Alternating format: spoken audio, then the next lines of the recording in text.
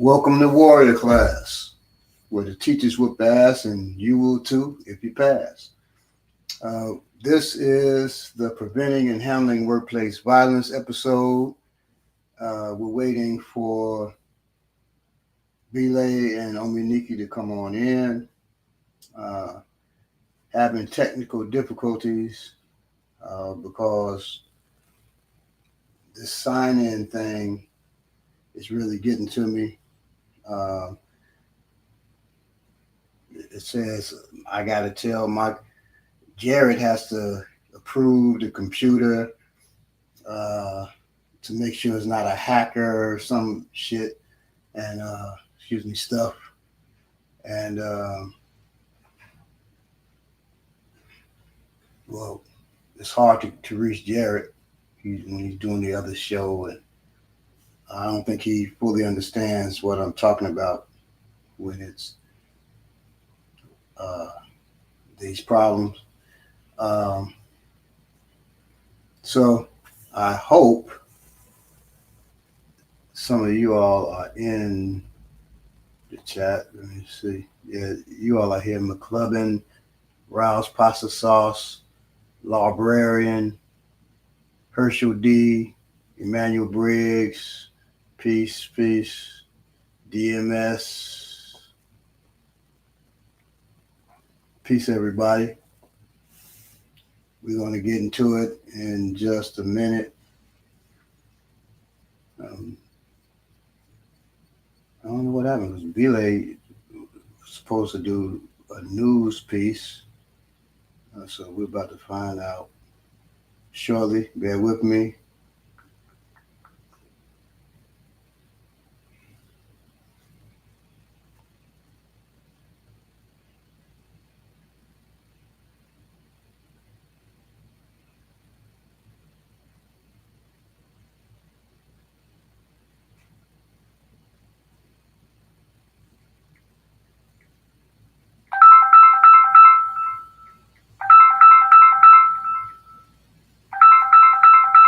That's Belay calling now. Hello. Hey, Bo, I know we live, but the YouTube is not. I'm on the link, the StreamYard link. Okay? Let me go to the other room and try to add you real quick Okay. because if you jump in late, like I got to start it off. So, all right, give me 1 second. I'm gonna go to the other room and add Belay to the thing.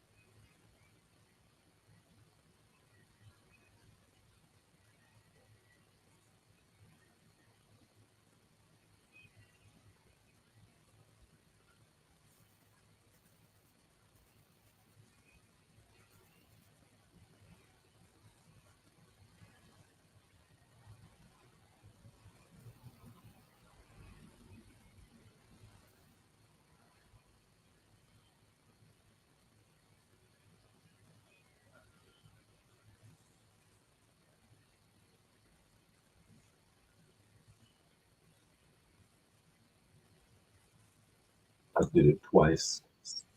We didn't know the first one. Hello, everybody. Greetings, family. So that was And you will too. I thought it was interesting how they could hear me right through the phone. I don't know if I was on speakers. Oh, yeah, that was. But I'm glad I didn't. Oh, I'm glad I didn't curse because you heard. Bobby, did you have me on speaker when we was on the phone? Because you could hear everything I was saying. No, I didn't have you on speaker. Ooh, I'm glad I ain't be like that damn chat. I hate them all. Peace, y'all. No, but I don't know what happened with that. That was crazy. And I can't see our chat I'm not set up. So You just have to hit comments up at the top. yeah, I don't know. For some reason on this one, it's telling us we have to log in or something to do that. Go. Oh, here we go. There we go. Got you. All right. Peace, chat. I actually have never operated from it. All right. Peace, everybody. So glad to see everybody in the chat. Greetings, family. So, okay, real quick, Baba said I did want. I did have real quickly for my social media people who follow my page from Facebook and Instagram. I had two posts that was really controversial. That was not two posts. I had one post, and then I commented on a post that was really controversial, and I wanted to bring it to the chat, bring it to you all. For one, because I wanted to bring people from my social media page to our podcast. That's the number one thing, because they'll love us if they just take the time and see us. But secondly, because what they will not know or maybe even believe is that, as I just said off camera, Baba and Amaniki are not going to agree with me if they don't think I'm right. Like, these are the two people that in the past, I could say longer than that, but definitely in this year, I've bounced things off of that have told me, I disagree with you. Oh, no, you ain't right on that. Or no. So they don't have a problem. And we've seen on the show, I don't have a problem saying, well, so, and they don't know what these posts is, what I'm about to say. They don't know anything. That's kind of how we like to do it a little bit. Keep it fresh, keep everybody on their toes. I'm going to keep this very quick, and I'm going to let the chat, you can talk about it. And we may continue this on my social media page or whatever, but we'll real quick. So the first post was the 20v1 post that you see everywhere. That's the balloon thing where it's one guy, one girl, 20 people. This was a post where it was a kid. I don't know what was going on, but this is the post right here. There's a little boy, and he's asking her to do a 360. And she says, fast or slow. And right then, that guy stops. It stops the video, and the guy says, okay, right then, everybody supposed to get locked up. Everybody on the set supposed to get locked up. And my comment is, everyone involved should have their A's kicked seriously. I'm emphatically not with exposing our children to adult sexual content. We got to stand up, blah, blah, blah, blah, blah, blah, blah, right? So, and the guy says the same thing. He just breaks it apart. So, in this comment, down in the comment, this woman, black woman, who I've seen throughout social media, plenty of activists follow her, different people. I'm not going to even say who she is, but she says in the comments, she says to me, I just want to read this so I can get it exactly right. She says she noticed that my post, sorry. She said two things. Stop blaming women alone. He's standing next to men. Why did men bring him to a whore pick? The men here are sick. I agree with everything except stop blaming women alone. I don't know where that came from. And yes, the men are here sick. So The adults. Right. Then she says, I notice you do this. So I just I thought I was wild because I thought I was losing it on that one. If you guys know the post I'm talking about, you can go to it, you can see it. But it's I wanted to highlight it because I feel like whoever's involved needs to be seriously reprimanded to show everybody involved. So is that that's not the regular Red Balloon show thing? Well, I think spinoffs. I think everybody's doing it. So it's so many different kinds, celebrity ones and everything. But my point is, the reason I brought this up is because we talked about it before. I just want to address the social media etiquette because we starting to lose ourselves in this thing where we speak, we listen defensively, we speak offensively, everything we do is like we speaking from our trauma. Like, clear, this person has their own issues, and I'm speaking like, hey, I think you should read that again, blah blah. And they, they're in all caps, they wilding all in my DMs and everything. So I said, hey, I'm gonna put this on my pod and let's see what people say about it. And I'm leaving that one at that. I'm gonna keep moving from that from that. But I just want to. My point is, speak to people, man. Figure out. I said this before. Sometimes your issues, you don't know where your issues start and stop when you're speaking to somebody. You see somebody do something that I'm gonna use the word trigger because I never use that in real life. But you see something that triggers you and you want to speak to it. It's bad, but realize you need to speak to that, not to your trauma from what you're seeing. You know what I'm saying? So, but they can't. Right. So none of us can speak outside of our trauma. Well, you can know where your trauma starts and stops, though, and where the issue starts. No, some people don't know where their trauma starts and stops. Oh, well, definitely. I mean, so people just didn't say shit. If I post something like last week, I'm saying something about protecting women, something.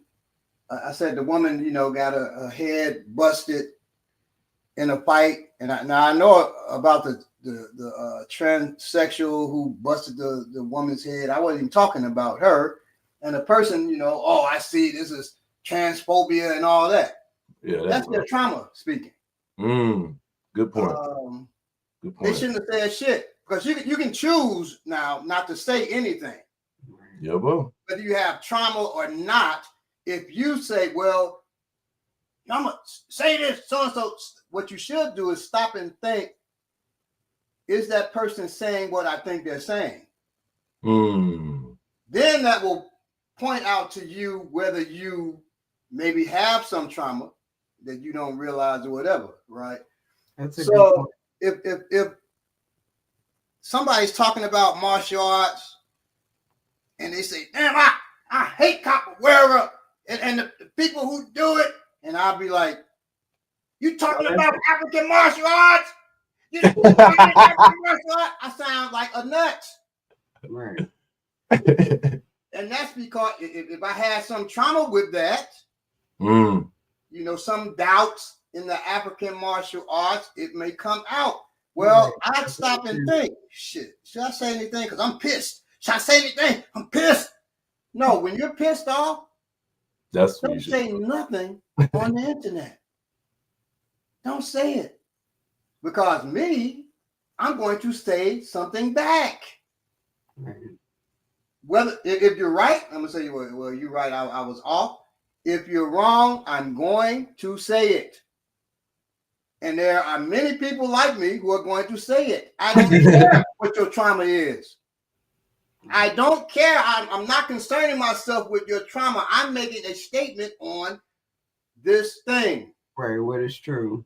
And then you come with your trauma. Well, then I am going to come back at you. So don't concern yourself with what their trauma is. Don't concern yourself whether they have trauma.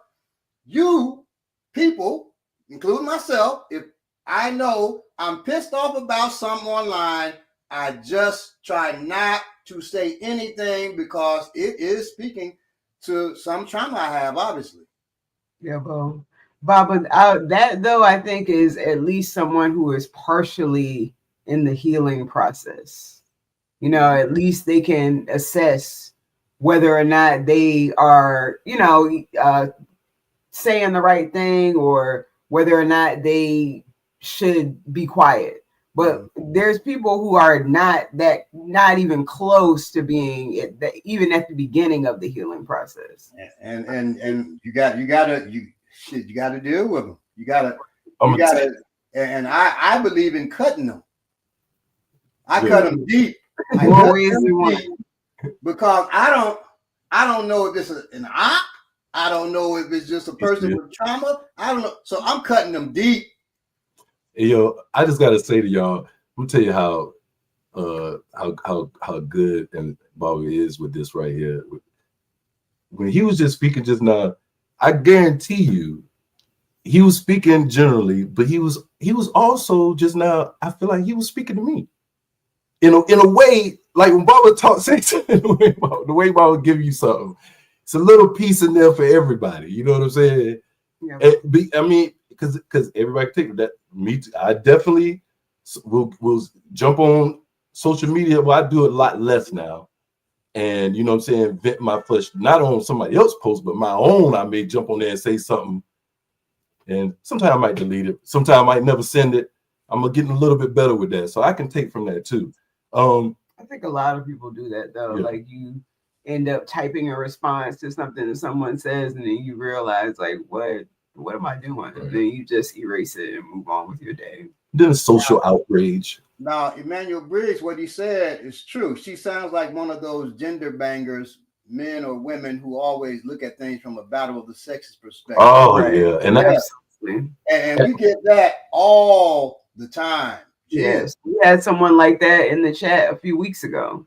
So, all right. So this next one, this is tricky because I basically agreed with the point this person was making, but just it was kind of semantics with it. So, and so this is on Facebook. This is not an IG. This is on Facebook. Somebody funny that I've been following. This is a black woman again. I've been following for a long time on social media. We've had great conversations, never disagreed until recently. And you know, some people have private pages, some people engage a certain way, and you know their page is not for a conversation. From their opinion to right. You know you get that real fast if you follow them, and you know how to move. I'm not off, but I could be wrong sometimes, which I am. It trips me up. It may trip y'all too, but sometimes I be wrong on social media. Many a times back in the days, I used to get Bobby send me, "Hey man, that ain't right. You fact check that." Blah blah blah blah. I had to learn to fact check better. I've gotten a lot better in the years. So anyway, this was a comment from Lord Jamal. Mike Tyson tarnished his legacy for $20 million, and I don't think it was worth it. He did all that for a little bit of bread. The government is going to take half. His team is going to take 20%. And at the end, you'll see it really wasn't worth it. The highest amount he could have got is $20 million. Out of $20 million is $20 million is $5 million. That's not worth tarnishing your image or legacy. It was a disappointing performance. The fight was scripted from start to finish. And on an official record that he lost to Jake Paul, and on Jake Paul record that he beat the great Mike Tyson. That's crazy. So anyway, one got paid $40 million, the other received $20 million. So the woman reposted this with the comment on the top. He was paid to empower the image of Jake Paul, went out crying and everything. Imagine Mike Tyson crying after a fight to a white boy YouTuber. Paid to boost the confidence of white America. No dignity, no morals, no self-respect. It's not cool to be a sellout. Everything should not be for sale. If his team got half, if the government got half, that's 10 million. His team got 20%. That's 8 million that he gets. I'm not saying it's worth it. I'm just saying it's 8 million. It's not worth, 5. nothing's worth your dignity and all that. But I don't believe that's what he lost any of that by crying after a fight. Number one, he's almost 60. Lord Jamal. Now, Lord Jamal is a 5%. He's supposed to be good at mathematics, right? But you see the math like you see his opinions. That's what they are. And they're off on certain things. Okay, now, come on now. Fighters will say it was actually, a fight. Right. Laymen will have opinions. Well, opinions, like people say, opinions like assholes. We all got them. But and so we can criticize it, but to make a critique, you got to have some level of expertise in that thing. I didn't want to say that to him. Lord Jamal does not have no expertise in fighting. So it's just his opinions, and you take that shit with a grain of salt because that's all it is. J Long 745 said it. I used to adrenaline dump after fighting. Crying was a thing that happened. No shame in it. You won't know that if you ain't never done it. Yes. My son, when he made assistant instructor, I cried like a baby. I cried like a baby and put him through hell. You cried when somebody didn't make instructor. You say what? You cried when somebody didn't make instructor. Yeah. We all kind of did. No, I didn't cry. I cried when he was talking about he was scared. Yeah, that part. Crying ain't got nothing to do with it. One, ain't nothing shameful about crying. Ain't nothing selling out about crying. If Mike Tyson's crying, he doesn't have to be crying because he lost to a white boy. No, he's crying. Yo, he just had adrenaline dump and he made it through as a 58-year. Y'all don't get it because y'all ain't never pushed yourself. You ain't got off the couch. If you're 40 years old, you probably ain't sprint since you were 17. You have no idea what it's like to give it your all. You have no idea what it's like to, man, I don't even want to get hyped. And him saying, first of all, I don't know if he's rich. I'm not in his pockets, but at Tyson one point he was to say $5 million, not worth it and all that. No, nothing is worth your dignity but damn, $5 million is a change for his children at least.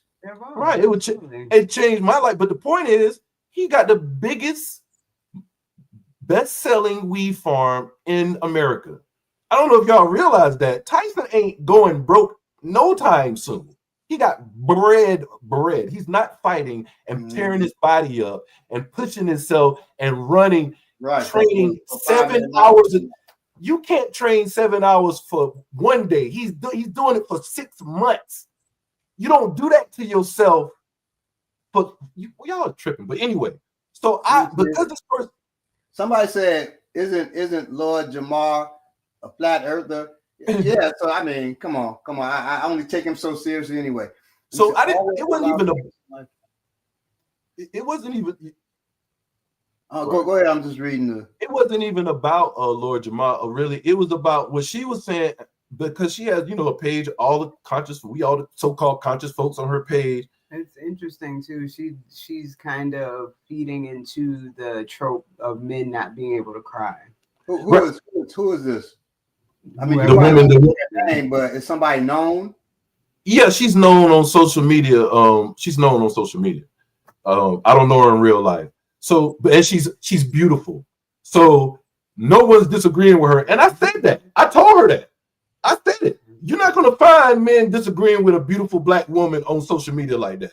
But just so happens you find it one time when they're doing martial arts, and then they all jump in. My God. And they become martial arts experts. Right. So anyway, I'm just gonna go. I was going to go through this. She's some of the things she said about me may be true. I don't know if they apply to this. I think some of the things she said were true. I don't think it applied to this. I responded to her comment with, he wanted to fight. He wanted to push himself. He wanted to see if he could go 8 rounds with a 27-year-old heavyweight, and he did. The white boy fought a senior, scared to death, and fighters, enthusiasts, and martial artists could clearly see that. Lord Jamar is a master blacksmith in his village, not this one. I didn't disrespect nobody. You know what I'm saying? I said, now, if it was stated he was used to promote, white race, Jake Paul and all that, but he didn't fight for that. He didn't get paid for that. That would be a different conversation. That's what I said. And Jake Paul making $40 million. Jake Paul, first of all, is unethical, period, because Jake Paul owns the promotion. Right. You don't fight in your own promotion. So, it was a grain of salt thing anyway for me. But because I mean, he owns the thing, so of course he's gonna make more money than Mike in that fight anyway. I mean, Yeah, it's stupid. The whole comment that Lord Jamal made, I don't care. Yeah, he's a rapper. Yeah, I like his stuff when he was a brand Nubian. I've talked to him actually. He has dogs, fighting dogs. Well, not fighting dogs, but security dogs, stuff like that. I talked to him because I was going to get one of his dogs. Mm. That's where he is good at. Stick to that. Stick to that. So, she responded when I said that. She responded, "I'm not sure what you're coming to my page to correct. What are you saying to me and why?" Okay. I said, I'm saying to you that Lord Jamal does not know boxing. Why? Because you posted a statement by him about it. Now, if you have an issue with me making said statement and would only like me in agreement, then that's not a problem. I completely understand if your posts are not open for discussion. Let me know the rules. I ain't trying to. Okay.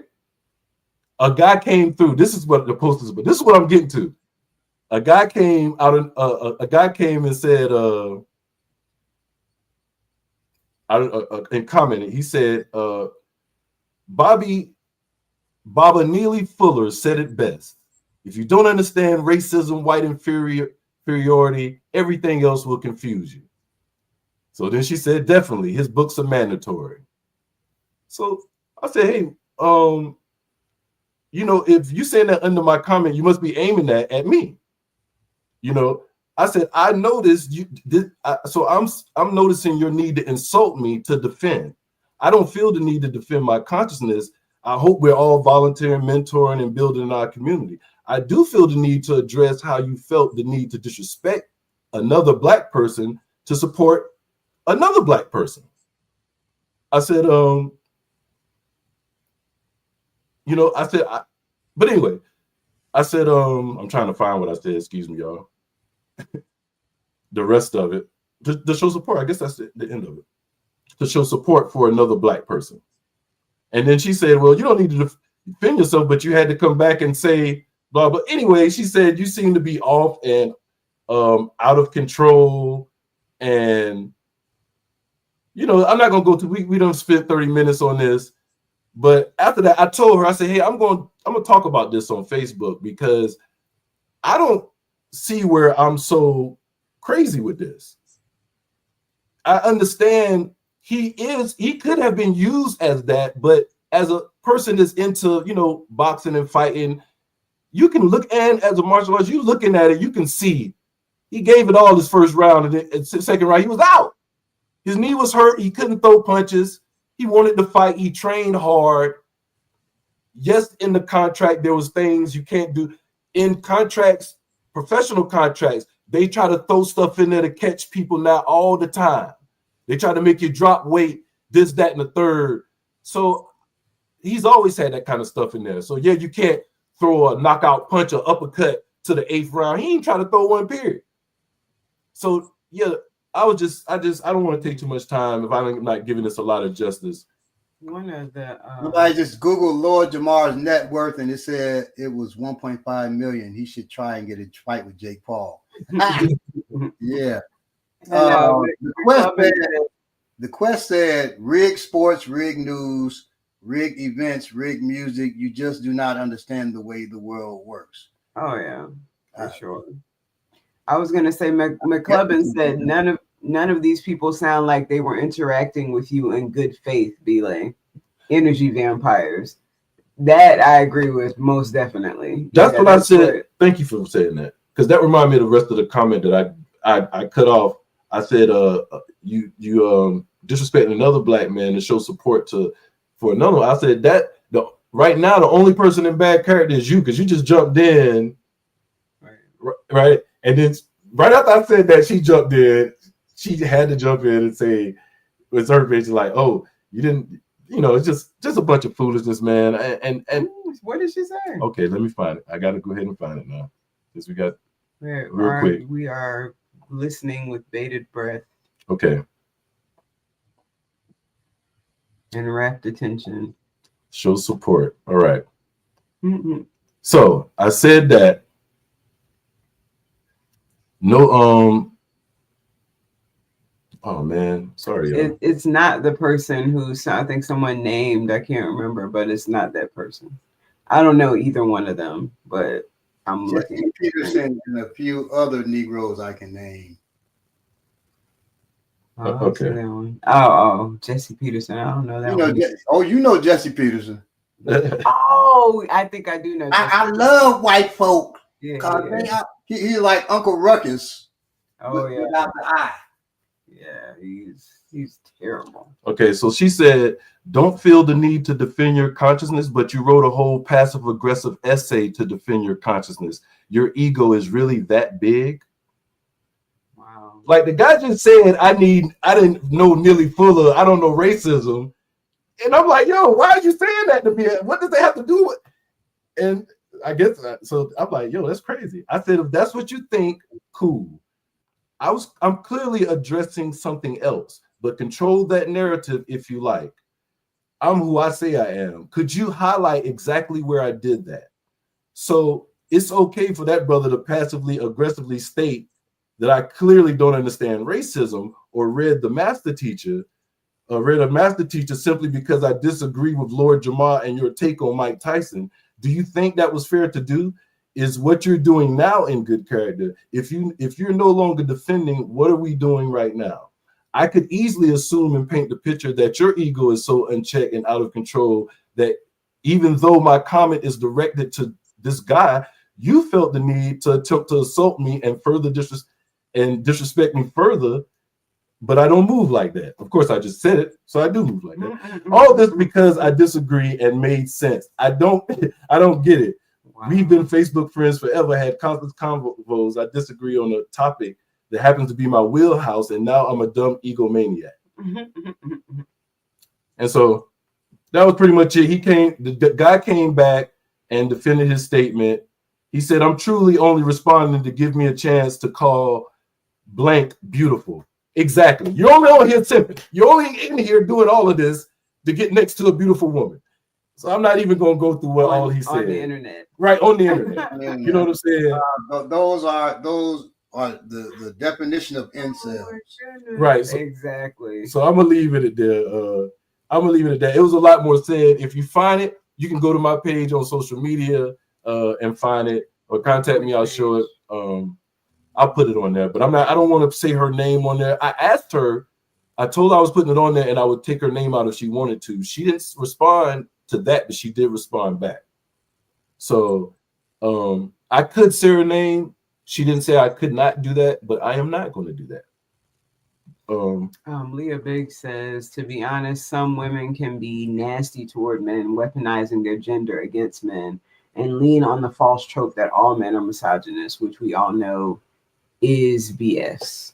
I hope you're listening. I hope you're watching this. And I'm going to reflect on what I said. I'll go back. I'm one of those people. Everybody that knows me know that. I'll look at what I say 100 times after I said it, different times, to see if I'm tripping, and I'll pass it through different people. And I hope you do the same, because honestly, I don't think it's your fault that you are. If anyone, Nikki's attractive. If she was on, but she's not on social media with her opinions and thoughts a lot. But if she was and said something that was off to some guy that don't know her, like, he ain't about to get on there and be like, you wrong, queen. That ain't right. Or I don't think that's correct. Men ain't gonna do that to women they think attractive. They just don't want to correct them and stuff like that. A lot of men, I can't say that, who I ain't giving out percentage, but a lot of men ain't trying to correct a beautiful woman. They got a chance, even though she in 40 different states and you ain't got really no chance. But social media, it's a chance. Know her. You don't know where her life is. Back in the day when I used to be ranting and raving on social media. Especially they're beautiful. I would correct anyone. I don't care what they look like. Right. Because it's a statement that they made. Right. And it's about learning and understanding for everybody involved. The last time I did that, there was a sister who made a statement. I did a post about getting your survival equipment, things of that nature. It was right before COVID. She said, we don't need survival because God blessed us with Kroger. And this is a known person and she looked good. I said, that is the dumbest comment I've heard this year. Another brother gets in and said, our comrade gets in and said, shut that shit up. Oh, dumb shit. And talking to you? No, to her. Oh, and so then she said, well, what God bless y'all with or something, just all that foolishness. You know what God blessed me with? The common sense to have my survival equipment. There's common sense to get trained where I am skilled in survival, not just got equipment. Because I got equipment. So that's the last comment I believe that I made on, because that just blew me away. She said, God bless us with Kroger and we can survive like that. But it's not so off. It's not so unique, because a brother who's a friend of both of us said to me, when I said, you get your supplies up to him. He said, well, me and Belay already talked. We're just going to go and rob Walmart. Now, I don't know if you believe that early on, but that was ignorant too, almost like the Kroger thing. Yes. Yes, that was definitely a plan of mine I had with a comrade. When things broke down, it was a certain Walmart that sold firearms, that we was the only two people that had that idea. We'd have died trying to get in the Walmart. We had to fight for that. And that's why I told him, I said, you know how many people are going to be at Walmart with that same dumb idea? Exactly. I'm like, oh, that makes sense. No, the other people are going to be thinking like me. If you don't know you're saying dumb shit, you don't think you're saying dumb shit. I'm serious. The problem is when somebody like Bob or whatever, somebody come by and reveal to you, bro, that's dumb shit. You have to accept. You got to be able to take that, eat that. You got to be in part, at least partially in the healing process. Something, man. And I told, this is a cry out. Or you die. Either way, it's fine with me. Hey, we're going to get to it. I just want to reach out. This is a cry to, I hope the two of you and whoever was in agreement and the guy who was simping, I hope y'all are watching. Two things, man. Be able to be realistic with yourself. You can lie on social media. I don't care what you said to me. I hope you in yourself looking can reflect and say, okay, I'm on some bullshit right here. Because how you do one thing is how you might do the next thing, and the next thing, and the next thing, and the next thing. And, it's easy to accept praise. Yeah, bro. Absolutely. It's easy to accept getting rubbed on the back. It feel good. It feel real good. It's harder to get... With Ren and Stimpy, I manifest. No, he said Ren and Simpy because he's a simp. Okay. Simping ain't easy, but somebody got to do it. Somebody got. Now, you know what? I'm sorry. Call me whatever. Now, his name is Huey Ventura. Huey Ventura. That's his name on social media. That's not his real name. That's not. No. Of course not. That sounds like a porn actor. Of course, that's not his real name. Ventura. That doesn't. No. If he was named that, his parents had the idea that he would do porn in life. He probably got a big porn stash too. All right. Yeah. So we're gonna get to it. In the words of Bobby Neely Fuller. Warrior place, avoiding, preventing, and handling workplace violence. Yeah, brother. So number one, we're going to get into OnlyFans.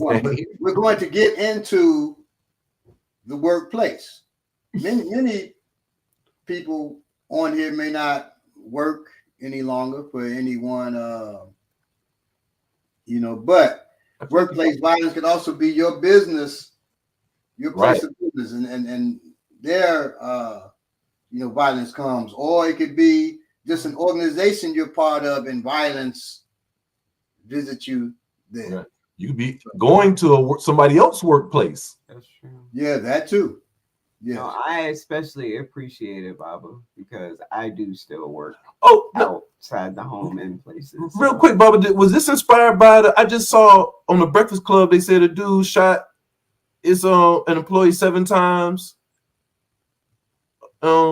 Recently, and it was these 2 black guys. They shot a guy over a raise or something. No, it was inspired by another post where, it's really a joke. This guy goes into places and he comes at the boss. I sit there. Oh, right. First of all, that's my Ifa brother who does that. Oh, really? That's what D homeboy. That's what D part. He's a Ifa person.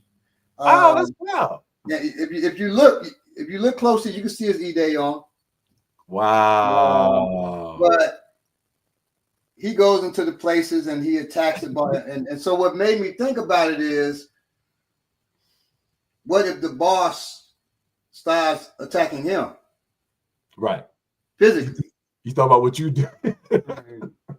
So, and what he did is workplace violence itself. Workplace violence isn't just physical. We talked about assault last show. It's verbal. So we're going to get into it. And we have had a few conversations about this too, Baba, about I've told you about the different videos that they have us to watch about,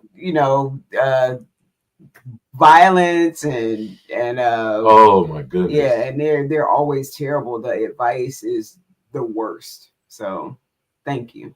Mm-hmm. So workplace violence is a significant concern that affects employee well-being and safety, as well as the overall success of a business. According to statistics from the Bureau of Labor Statistics, workplace violence impacts over 37 U.S. workers each year. 37,000, U.S. workers each year. As employers, it is crucial to prioritize the safety of employees and take proactive measures to prevent workplace violence and maintain operations. As employees, it's crucial to prioritize your safety. As patrons, it's crucial to prioritize your safety when you're in these businesses. Yeah, well, absolutely. What is workplace violence? Workplace violence is any act or threat of physical violence, harassment, intimidation, or other threatening, disruptive behavior that occurs at the worksite. It ranges from threats to verbal abuse to physical assaults and even homicide. It can affect and involve employees, clients, customers, and visitors. Acts of violence is currently the 3rd leading cause of fatal occupational injuries in the United States. Let me say real quick too, Jay said like, share, subscribe. Thank you. Yes. We never share, subscribe. Yeah. We're terrible at that. I don't know no podcast that don't say like except us. And donate. Donate. Like what? Donate. We can't even say like. My workplace is Robin C said my workplace is traveling to people's homes, and I recognize I must be better prepared. Even though most clients are very kind and respectful, but there are other people in home. Huh? Absolutely. She could be a traveling nurse, anything. Yeah. Yeah, like when I used to cut tree, I had even the tree service, just dealing with people, and money at their house. I've had issues. Yeah. You told me. Yeah. You told me recently about the issue. Yeah. Even though most clients are very kind and respectful, but there are other people in home. Yeah, people in the home, people outside the home who come to the place that you're at. Right. I mean, so you just got to be aware of what's going on. Yeah. Many American workers report having been victims of workplace violence each year. Unfortunately, many more cases go unreported. Research has identified factors that may increase the risk of violence for some workers at certain work sites. Such factors include exchanging money with the public and working where alcohol is served. Working alone or in isolated areas may also contribute to the potential for violence. Well, this is just for you right here. This is wrapped for you. Additionally, time of day and location of work, such as working late at night or in areas with high crime rates, are also risk factors that should be considered when addressing issues of workplace violence. Among those with higher risk are workers who exchange money with the public, delivery drivers, healthcare professionals, public service workers, customer service agents, and those who work alone or in small groups. Proactive, forward-thinking companies do what's necessary to ensure that employees are mentally, emotionally, and physically healthy. These companies understand that by providing employees with benefits like wellness programs, insurance, training, education, and more, they're investing in their own future as a company. My wife has I have business too, but my wife has a Botanica, and she has classes there. In fact, she wants me to come in and teach a self-defense class for her employees, herself, and for the general public. When the term wellness program is used, most people think of fitness training, stress relief, smoking cessation, etc. Very few people relate personal safety and self-defense training with wellness training. Self-defense certainly falls within the scope of wellness. Psychologist Abraham Maslow developed the hierarchy of human needs pyramid, which directly deals with self-defense, if you know what you're looking at. Wow. As a wellness consultant, I'm glad you add that to my resume. Does it say Maslow? Is that how you say it? Maslow's hierarchy. Excuse me. Heresy. Of needs and depicted as a pyramid consisting of 5 levels. The lowest but most important level is associated with physiological needs, while the uppermost level is associated with self-actualization needs, particularly those related to identity and purpose. The higher needs in the hierarchy only comes into focus when the lower need of the pyramids are met. I was joking, then I made myself up with a joke. Focus when the lower needs of the pyramids are met. If you didn't hear the last part. Once an individual has moved upwards to the next pyramid level, needs in the lower level are no longer prioritized. However, if a lower set of needs is suddenly not being met, the individual temporarily refocuses attention on those unfulfilled needs. An example would be an injured professional athlete. The injury threatens the athlete's security of employment. So the athlete temporarily spends a great deal of time concentrating on his healing the injury, physiological needs, but continues to value his athletic performance, esteem needs, and returns to work as soon as the injury is healed. If you look at Maslow's pyramid, you see the most basic fundamental needs for human beings are physiological: food, water, air. These needs form the base of the pyramid, meaning they are of the highest priority. The second level of the pyramid, ranking second in importance behind the physiological needs, is security. Security is divided into different types: safety of the body, employment, resources, morality, the family, health, and property. According to Maslow, we need to feel safe in each of these areas in order to enjoy a healthy, fulfilling life. When you think about it, this makes sense. If we don't feel secure, our levels of negative stress are increased. Yeah, both. Negative stress is called distress. The physiological and psychological effects of stress have been shown to have negative consequences on a person's health and well-being. So why not proactively do something to enhance your feelings of personal security? Our society tends to be reactive people. People wait until something bad happens before attempting to change or improve their situations. However, once something bad happens, it may be too late. The damage or negative impact, short term and or long term, is already done. What benefits may be experienced if a person or company is proactively trying to avoid violence? Some companies recognize the many potential benefits of providing personal safety self-defense training for their employees before a harmful incident.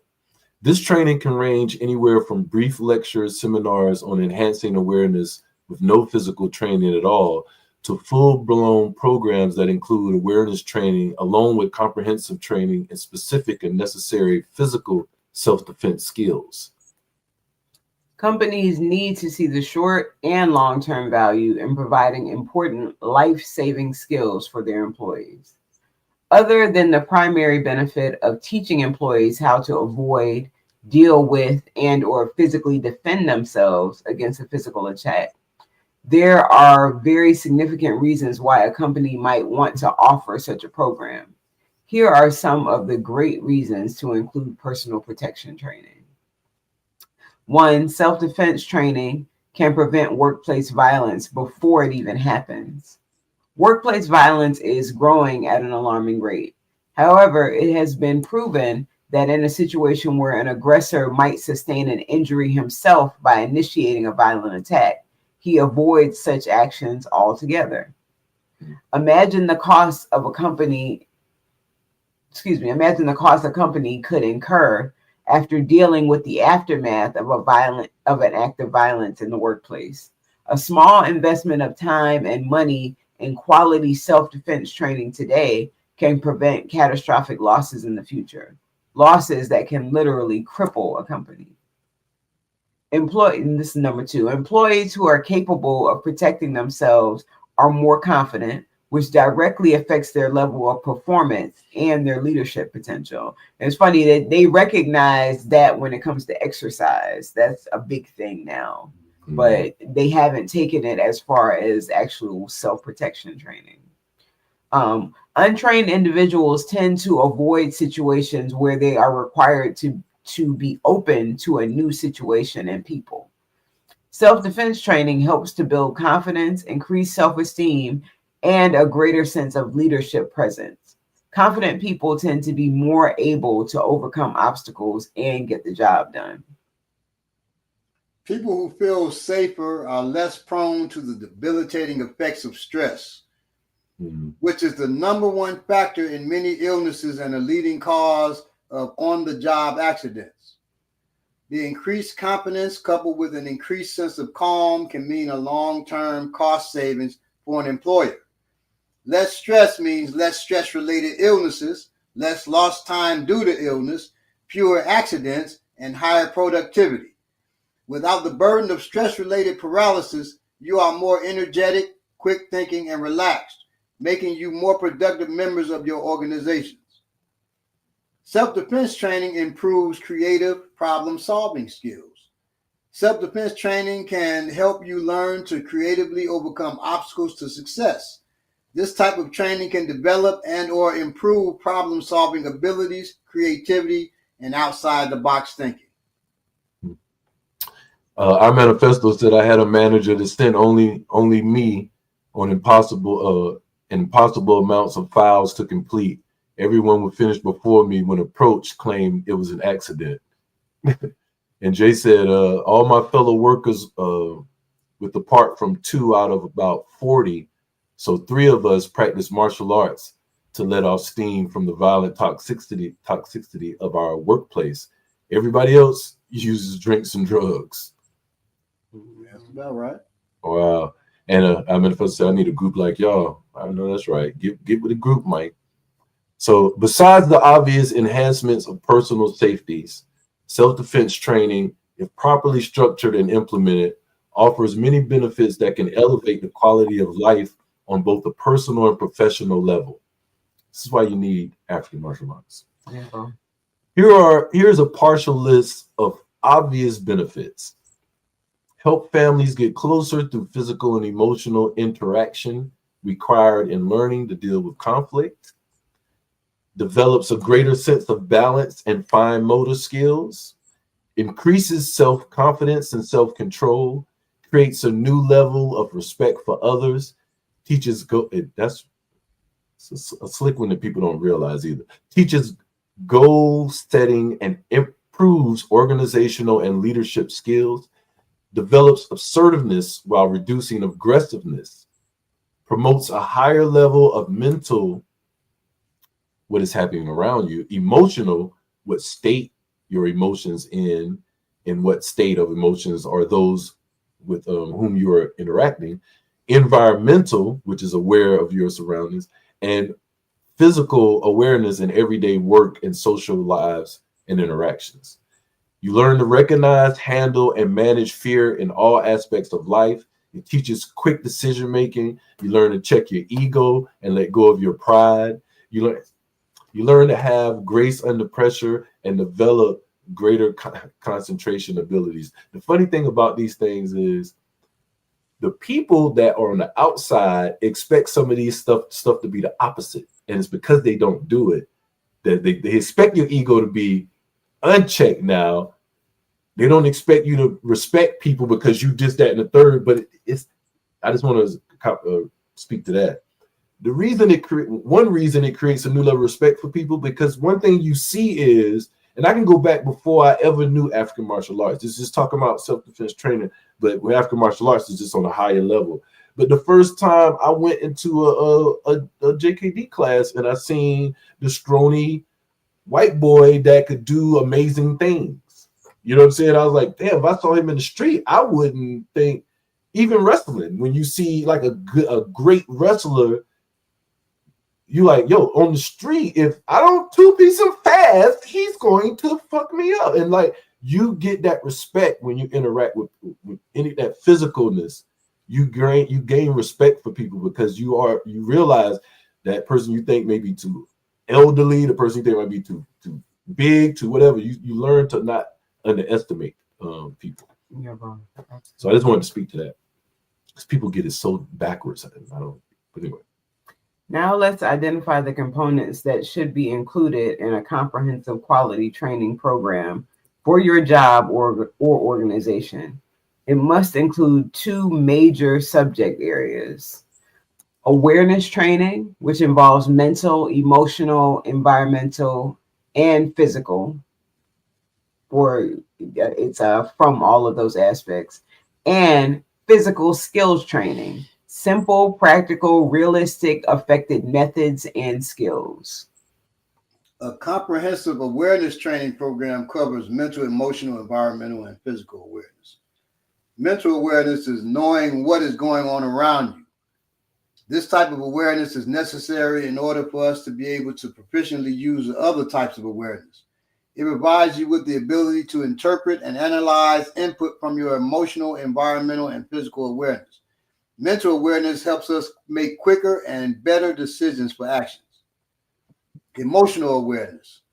This is 2-part. It involves knowing and understanding your own emotional state so that you hopefully learn to control the outward symptoms of emotions like fear, nervousness, etc. It's really worry, nervousness, etc. If a person has an appearance of confidence and of being in control, they are less likely to be a target of random violence. You may be afraid, but if you don't look afraid because you recognize the feelings and take control of and eliminate the outward symptoms, then you won't look like a victim. Knowing and understanding, this is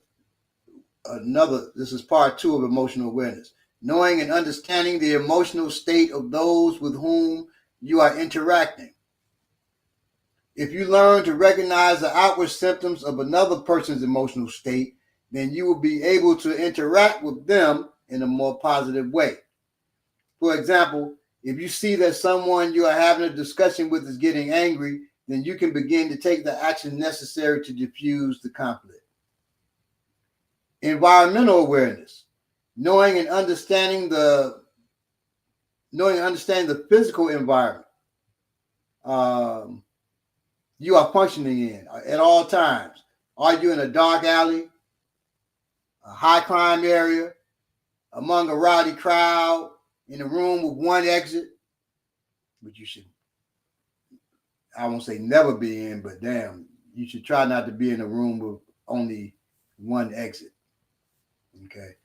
Comprehending and evaluating these and many, many more environmental situations could help you make better decisions about what actions to take should a personal safety issue arise. Physical awareness. Again, this is 2-part. Knowing and understanding your own physical abilities and capabilities. What kind of physical shape are you in? Could you outrun an assailant? Do you have experience in physically defending yourself? Do you have experience in running from violence? Knowing and understanding the physical abilities and capabilities of those with whom you are interacting. Mental awareness will help you evaluate a given situation. Does the aggressor appear to be in good physical condition, or is he out of shape? Would you want to try to outrun him or fight him? Is he right-handed or left-handed? You would want to stay away from his strong side. These are just a few of the many concepts that should be included in the physical awareness training program. And if you know you have heart issues that haven't been addressed, but you've been short of breath, your heart's hurting and shit, you probably want to avoid violence as much as possible. You want to avoid it anyway, but you get into a violent encounter, you could actually drop. I know when I came back from New York, we went to New York, but came back, me and some of the students, my wife, we came back and I had a heart attack while I was in New York, right? I just wasn't dealing with it, which sounds crazy. We get back, I'm pulling my suitcase and my wife's suitcase out of the trunk, and that just did it. I was hurting so bad. Oh God. I went, laid down, watched The Walking Dead. I said, I just, need to rest a little bit. I knew it was more than that. If I had gotten into a physical encounter during that time, I would have dropped. I would have lost that encounter. I would have had the heart attack right then, a massive heart attack right then while I was trying to fight somebody. So don't, one, address those problems and know what your physical capabilities and abilities are. Yeah, bro. And like we were saying, I think we said it on the last show, but I know you said it on the pod you was on that live you was on about you ain't gonna run either if you don't train that. You're not gonna do that either. And then we see people again. That's why people freeze. Mm-hmm. Because you ain't trained to do nothing, so your body goes into nothing mode. Because that's what you've been doing for 10 years. Absolutely nothing. Right. All right, so a good physical skills program teaches recognition and avoidance. Recognition, excuse me. Sorry. Oh, recognition, okay. Recognition and avoidance, verbal conflict resolution, exit methods, and physical self-defense techniques. If you're able to recognize and avoid conflict, you may never need to use physical self-defense techniques. That'd be great. And if you're able to verbally diffuse a conflict situation, physical self-defense may be unnecessary. Using proper exit methods to leave a volatile situation is critical to maintaining high levels of personal safety. Absolutely. Should always be familiar with your exits when you're in a vicinity. And that's why I said it's dangerous if you're in a room and there's only one exit. Mm-hmm. Because if the violent person is between you and the exit, well, now you gotta get around them or go through them to exit. And you was planning on running. Right. Physical self-defense training, while being the last choice for action, is necessary to elicit the greatest levels of confidence from a person. It also provides that person with a higher level of potential success if it becomes necessary to use physical counterforce for defense. The general physical skills should be taught include evasive movements, how to move away from an attacker, redirection techniques. Some people call these blocking techniques, but we prefer to use the term redirection because you are being taught to make sure an aggressor is unable to easily grab or strike you.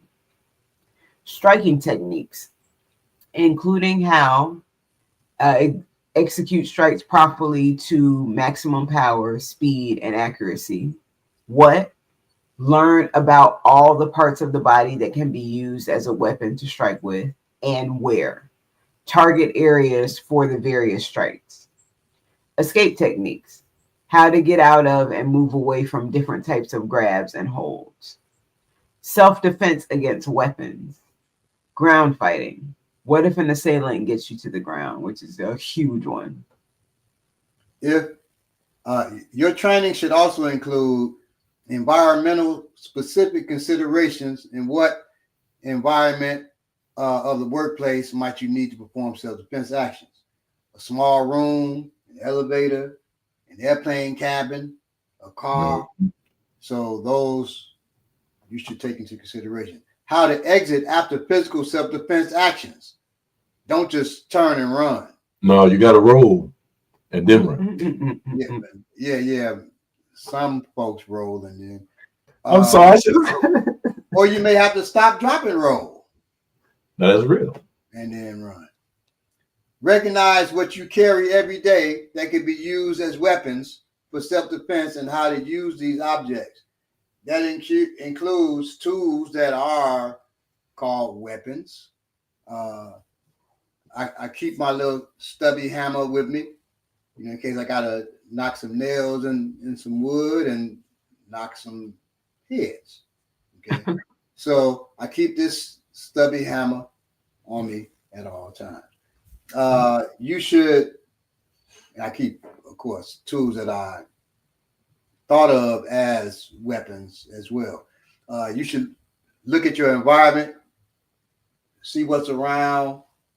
A rolled newspaper can be used as a weapon, and not whacking them like this, hitting them with the ends. Different things. I actually have a book.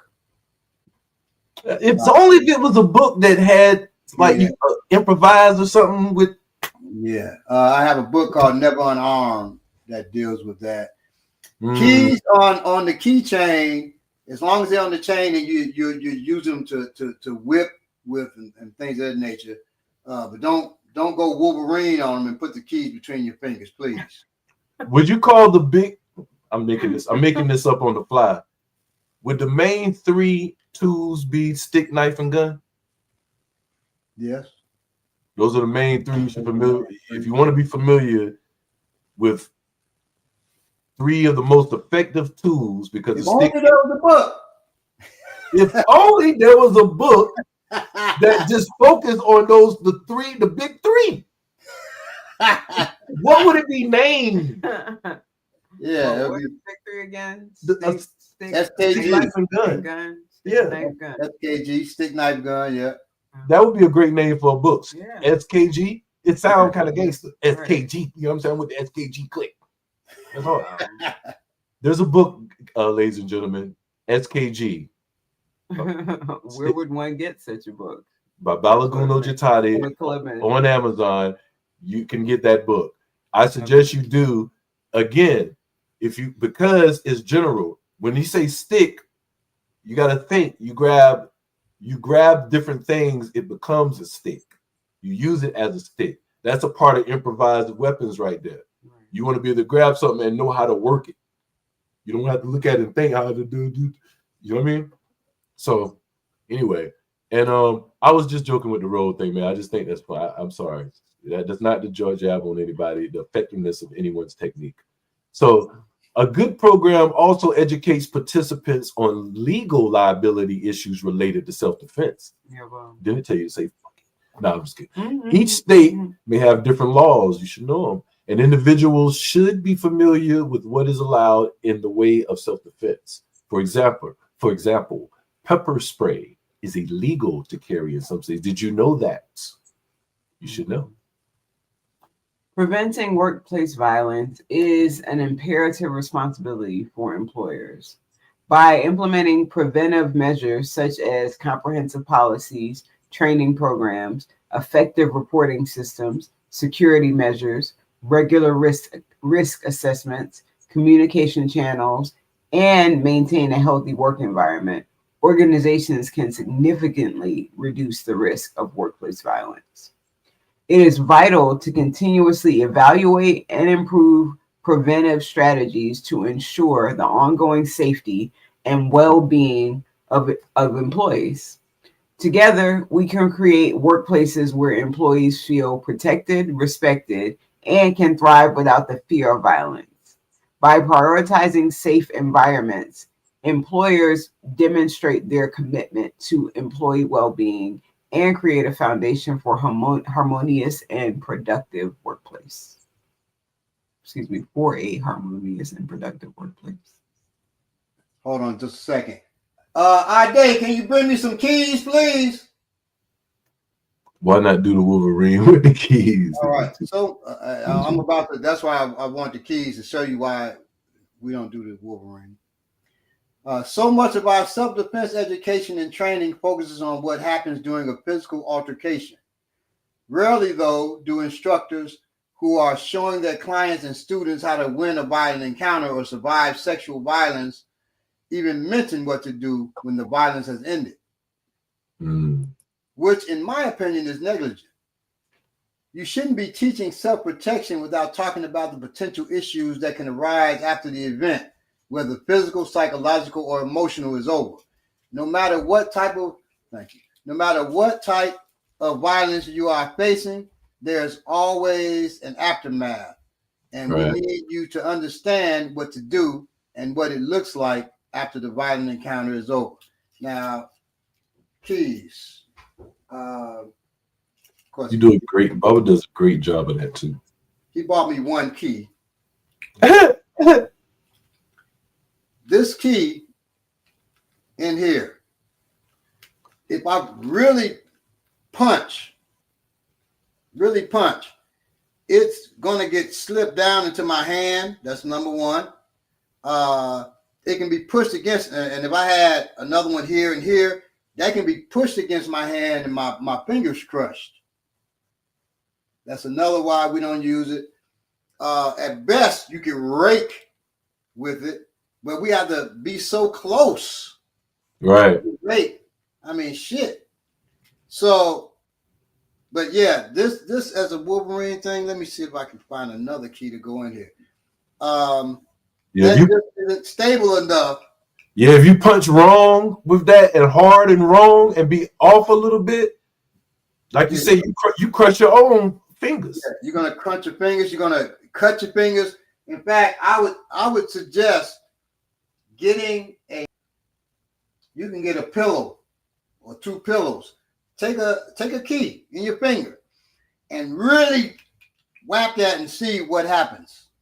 Also, like I told you before, I actually seen somebody holding the keys, holding the key out like it was like they was gonna use it as a knife, and the person rushing with punches, and they put they guard up and it stick them right through the jaw. Yeah, so and, you can do this. This is the best way if you are going to use it. But you just get a knife. Or put the keys in your hand and use it as a load. Now you can do that, or you got one key. That so if this had a bunch of keys on it, you can whip it. That is the best way if you're going to use some keys.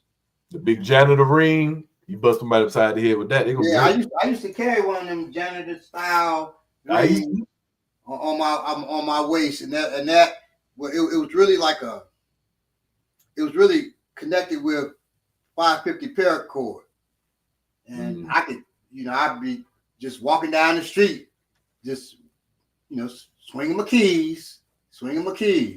If I had to, the police, in fact, rolled up on me and were like, hey, and I had the keys in my hand like this, and they rolled up on me just to harass me. I put the keys on my belt, and they weren't even paying no attention.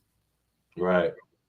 And I could have used that, Same with the pocket shark. That's why the pocket sharks are good to have. Pocket sharks are good. They'll say, what you got? A pen, What I used on them was a picture of my girlfriend and my college ID. They said, what are you doing? I said, I'm going to see my girlfriend right before I go to school. And that wasn't what I was doing, but they said, your girlfriend? I said, yeah, let me show you. And we had actual pictures in wallets back in those days. So let me show you. I showed him a picture. Said, oh, she's cute. I said, yeah, And he sees my college ID right next to that. Oh, okay. You go to Columbia, huh? Yeah. Yep. I'll go to. Oh, okay. Well, all right, man. Go ahead. Go about your business. I was lucky. Right. And they were rollouts too. If you don't know what a rollout is, that's a plainclothes cop. Not a detective, but we call them jump out boys where we from. Yeah, they just do aggressive. Yeah, they jump out on you. They jump out. They come up on the block and jump out on you. Yep, and that's what he was. I've encountered many jump out boys. Robin C says employers sometimes be tripping to satisfy customers and get those dollars. My old workplace had a customer threaten an employee life, and there was no reprimand for that client.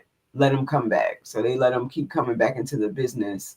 And then one other person said, Emmanuel said, Robin, see, that's crazy. I used to work at a place like that. Unfortunately, that's a lot of places these days. And it is. One of the places where I work there, and we serve alcohol, and one of the other bartenders got into, I wasn't there, but from what I understood, she didn't really say that much to the lady, but the woman threw her drink at her. She picked it. We have these metal napkin holders, with straws and all that stuff. She threw that at her and a few other things. And this is a place that has security.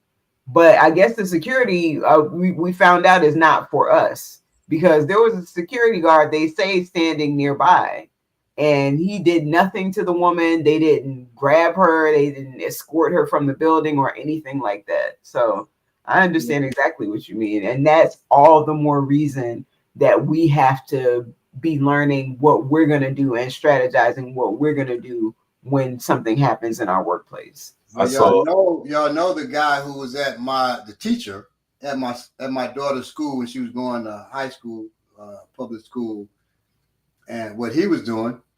Right. He was naked in his classroom. Not even and it don't have to be extreme. It can, and the reason why this is all about why you should train. Because again, I couldn't post because Walmart, for some reason, they won't let you take this post off of social media. But there's a post you can look up called Walmart automotive co-workers get into fight. And what it is this big dude with dreads chasing another dude in Walmart. And he's pushing people, shoving people, taking his shirt off. And you again, we say this all the time because it happens. You can get shoved, you can fall, and Walmart on that floor and bust your head. Yeah, you might get the suit. Walmart don't pay like that, first of all. Right. Even up against one of the all those things sticking out from the shelf. Yes. It's racks and stuff like that. But if you hit that floor, let me tell you, ain't no millions worth your cognitive. Ain't no millions worth you being able to move properly. Now I might give up a brain damage piece of my finger for a couple million. I ain't giving up my motor skills, none of that. Fuck all that. You fall down and hit yourself the wrong way, and you ain't getting up the same ever again. I personally have seen people fall. I'm not bullshitting you when I tell you this, and got plenty with. I've seen people I've known for long times fall and never be right, never be the same person they was ever. Lose theyself and know it. You don't want that.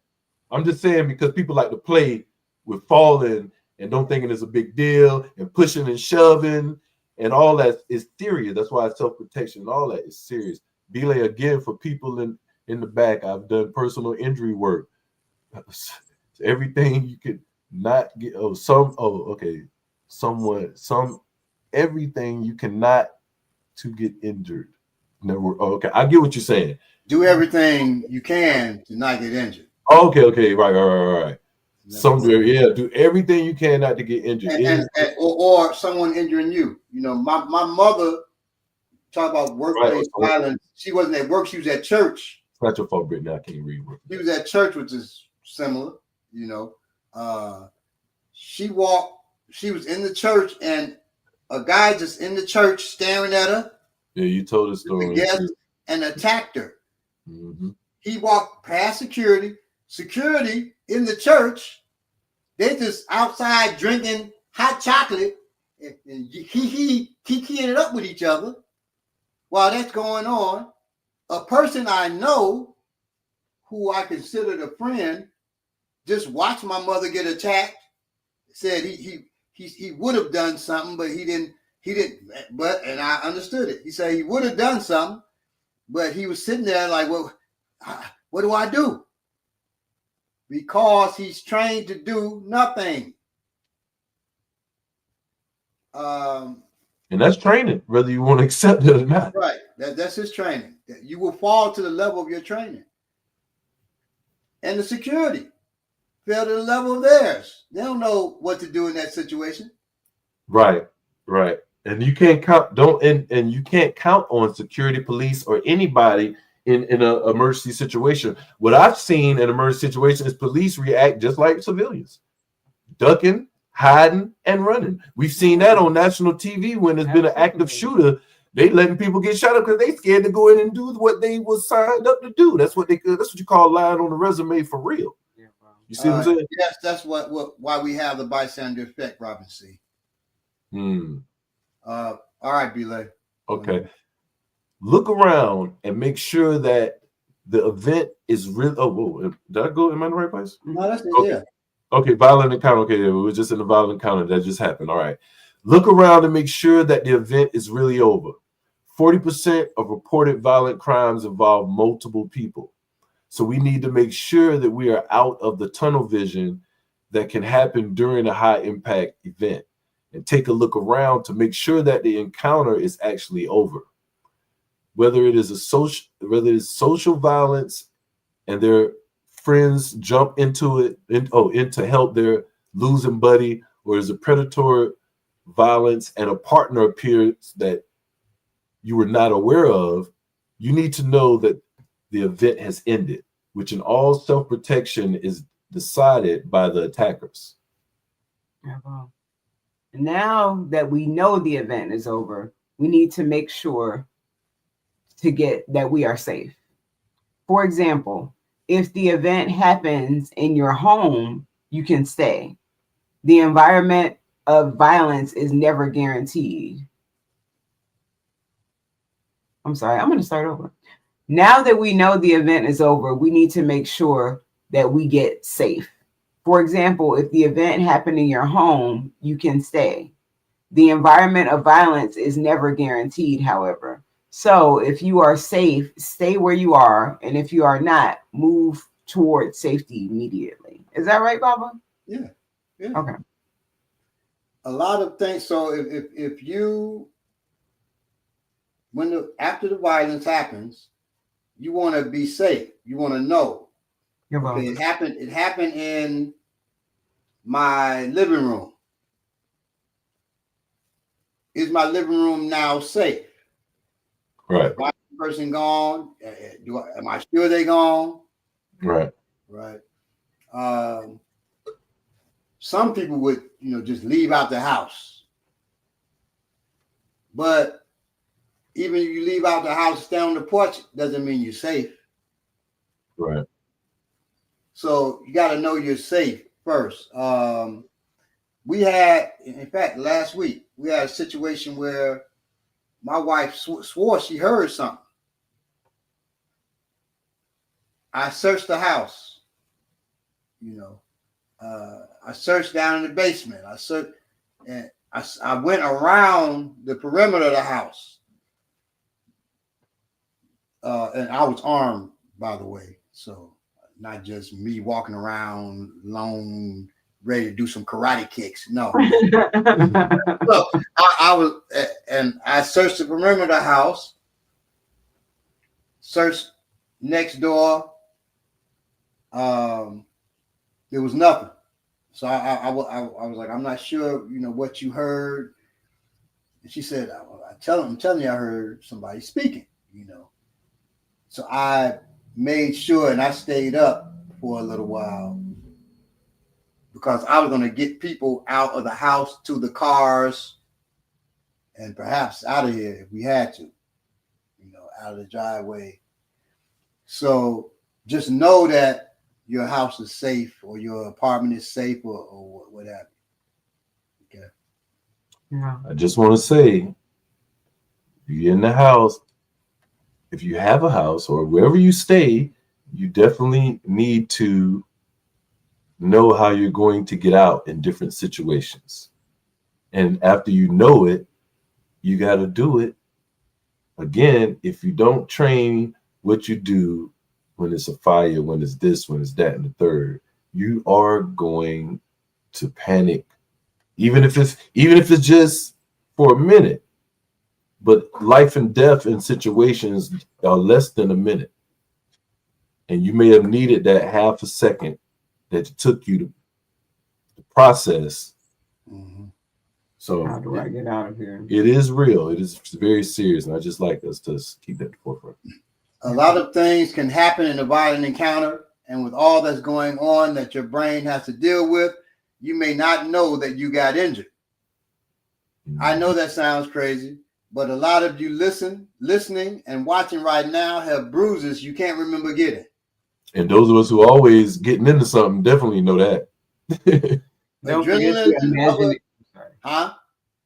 I was going to say, don't forget the imaginary cut that they always find at the end of the movie in the person's lower abdomen when they've been bleeding to death the whole time, but they didn't know because there was so much going on. Well, yeah. Now that's a whole nother level. I was shot in the arm and I didn't even realize. God damn. They be shot in the stomach. And they go through fighting and they escape. And they got a big gas in the side. Right, then they fall dead. They fight 20 people first, and then it go back to feeling the pain. Right now, adrenaline allows you to do some things, but it's not gonna allow you to. A person, wide gas in your stomach, your intestines are coming out too. So you may not feel all the pain because of adrenaline, but I'm looking at my intestines coming out. That's traumatic.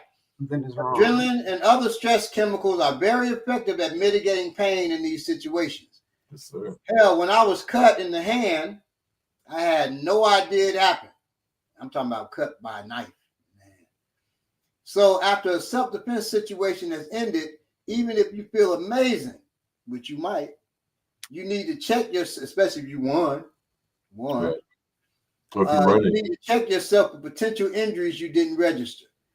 Oh, and let me say something too.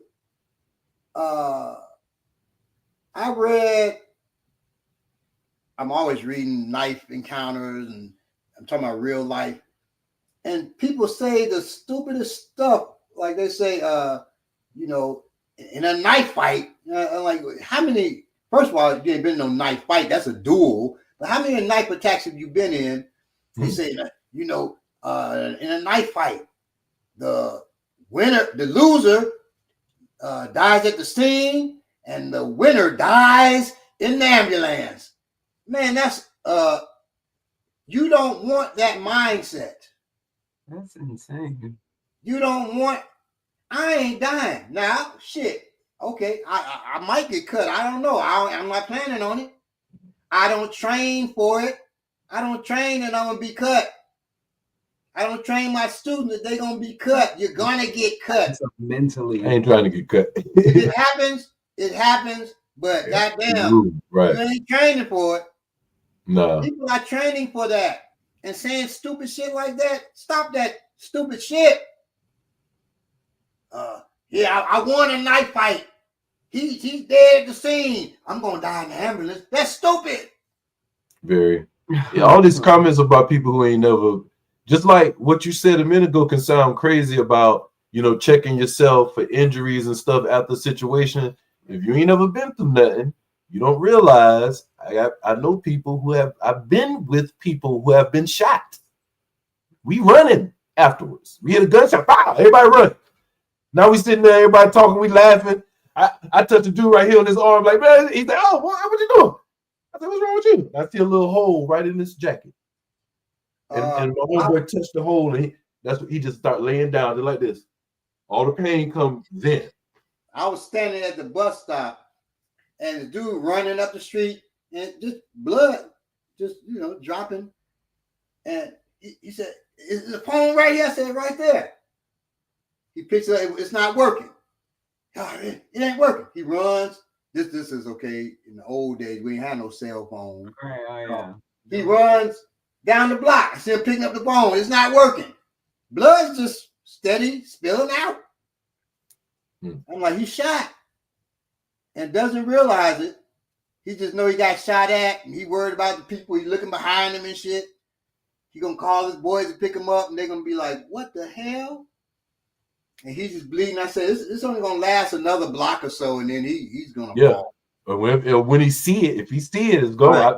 I've seen that plenty of times. People be fucked up and jump, don't know it, and then look down and see that white meat and just collapse it.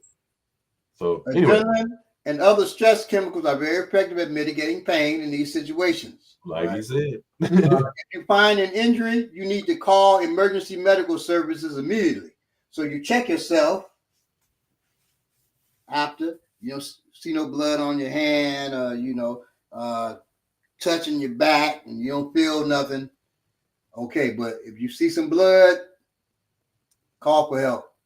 Call for emergency medical services immediately. EMS response times vary greatly, especially for us. All right. But the sooner you call, the sooner they come. And with medical technology today, it is amazing what you can survive if EMS gets to you in time. You may want to call and say, "Oh, man, I'm stabbed. It's a white girl stabbed next to me. They may get there quicker. They're going to say that white girl. Patrice O'Neal, I got a white baby with me. Articulate to yourself first what happened. Whether you defended yourself in a street fight or at a family reunion, people are going to have questions. And hopefully, the level of damage you could have suffered is different. The level of damage I could have suffered on the street, I hope, would be different from the level of damage. May not be, but the level of damage I suffered at a family reunion.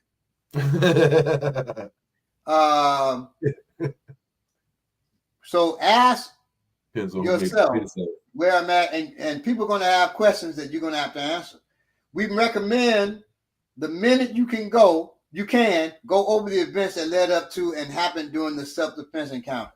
Tell yourself the event first so you can get them straight before grandma or the police start to grill you. Our brains are not perfect recording machines. Memory has gaps, and trained investigators actually accept them in your story. If somebody says, well, it's 6:15, the attacker came in my house and I shot him at 6:17, he dropped 6:19. And then I noticed at 6:21, I was bleeding. You making some shit up. You're being too accurate. Mm-hmm. That they're going to look at that because it doesn't happen that way. Memory has gaps. The first person you should debrief is you. Debrief yourself on what happened. That way, when you are asked, you don't feel even more overwhelmed. So, okay, this is what happened.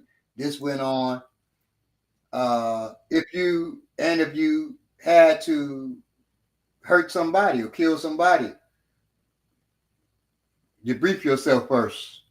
Right. Before you talk to anybody, before you talk to grandma, and sure enough, before you talk to the police. Okay. That's especially that's important, very important, and especially important when you're dealing with a public servant. You feel you've been wronged by a public servant. The first thing you should do is like what I just said. Get your thoughts together, your memory of what just happened, put it on paper. That's your affidavit. You file that with the clerk of courts. But anyway, we ain't getting into all that, but just so you know. Real quick, I did want to address credit card as a tool.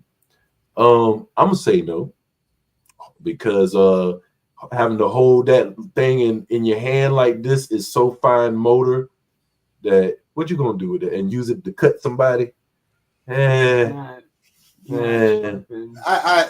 just watched the episode 7 of Day of the Jackal. Do not. I'm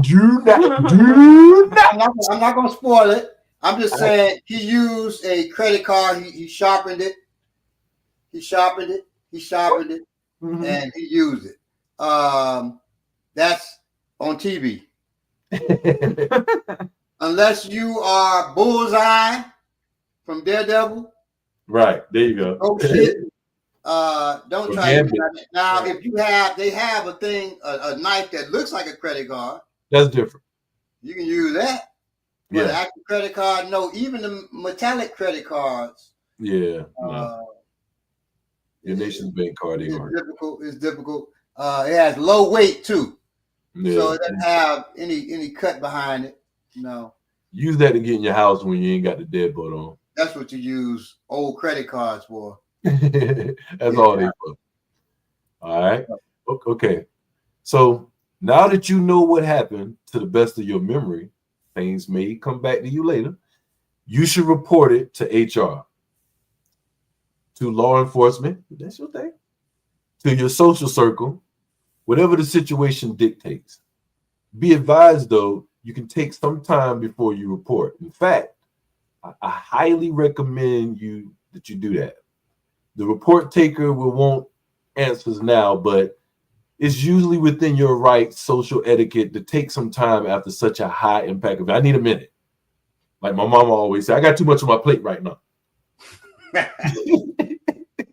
Boy, my brother watching that, he is dying when I said that. Now, just because you won the physical encounter doesn't mean this event is over. There could be a chance of retaliation, physically, legally, or socially. Too many clubs are showing people how to eliminate the threat of a bar fight without thinking of the consequences of doing that, or telling people in domestic abuse situations to fight back when the person has nowhere to safely go, which then causes escalation of the problem. Excuse me. Is the person you defended yourself against litigious, or has he been in control and does not like losing? This and many other factors may lead to follow-up situations. Always be aware that once things go physically, that may not be the end of the story. Yes, sir. Violence is not always a good versus evil issue. There are always shades of gray, especially when we add community. The person you had the violent encounter with might be done, but their family, social circles, or the internet may not be done with it. Even if you are in the right, the court of public appeal may not care. At the events in the early parts of Me Too, so many women who were actual victims were not believed due to the perceived reputation of the attacker. I get it. Okay, so on social media, I ain't gonna be right about that thing with Mike Tyson because the woman's too popular, too pretty. They just ain't gonna be on my side. I gotta understand. I gotta take that. All right. The mental health effects of violence are just as devastating, if not more, than the physical ones. People who experience or witness violence may suffer from depression, anxiety, PTSD, and other mental health issues such as substance abuse and suicidal thoughts or behavior. It can also lead to a decreased sense of safety in communities, which can further contribute to mental health issues among community members. With that said, I want you to know that these events affect everyone differently. So if you defend yourself and you feel like you were in the right, it is okay to be okay. Is it okay to be okay? No, it is okay to be okay. It is okay to be okay. All right. Feeling guilty after protecting yourself is not a requirement. No matter what people say, some people who experience or witness violence may suffer from a physical health problem such as injury, headache, nausea, digestive issues, sleep disturbance, and chronic pain. People don't realize that, but that is a result. So also be aware that it is okay to not be okay. And that's big. If you feel that the event has had a negative effect on you, even if you may have so-called won the event, that is totally normal. Go get physical therapy for your physical issues and psychological therapy for the mental ones. There's no shame in getting help, especially after such a high impact event. Also, there is almost always a cost to violence, even if you were in the right defending yourself. Self-defense is not like the movies.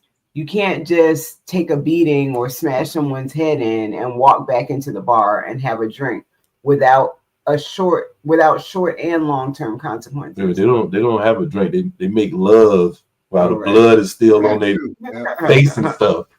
No matter what your Krav Maga instructor told you. I'm sorry.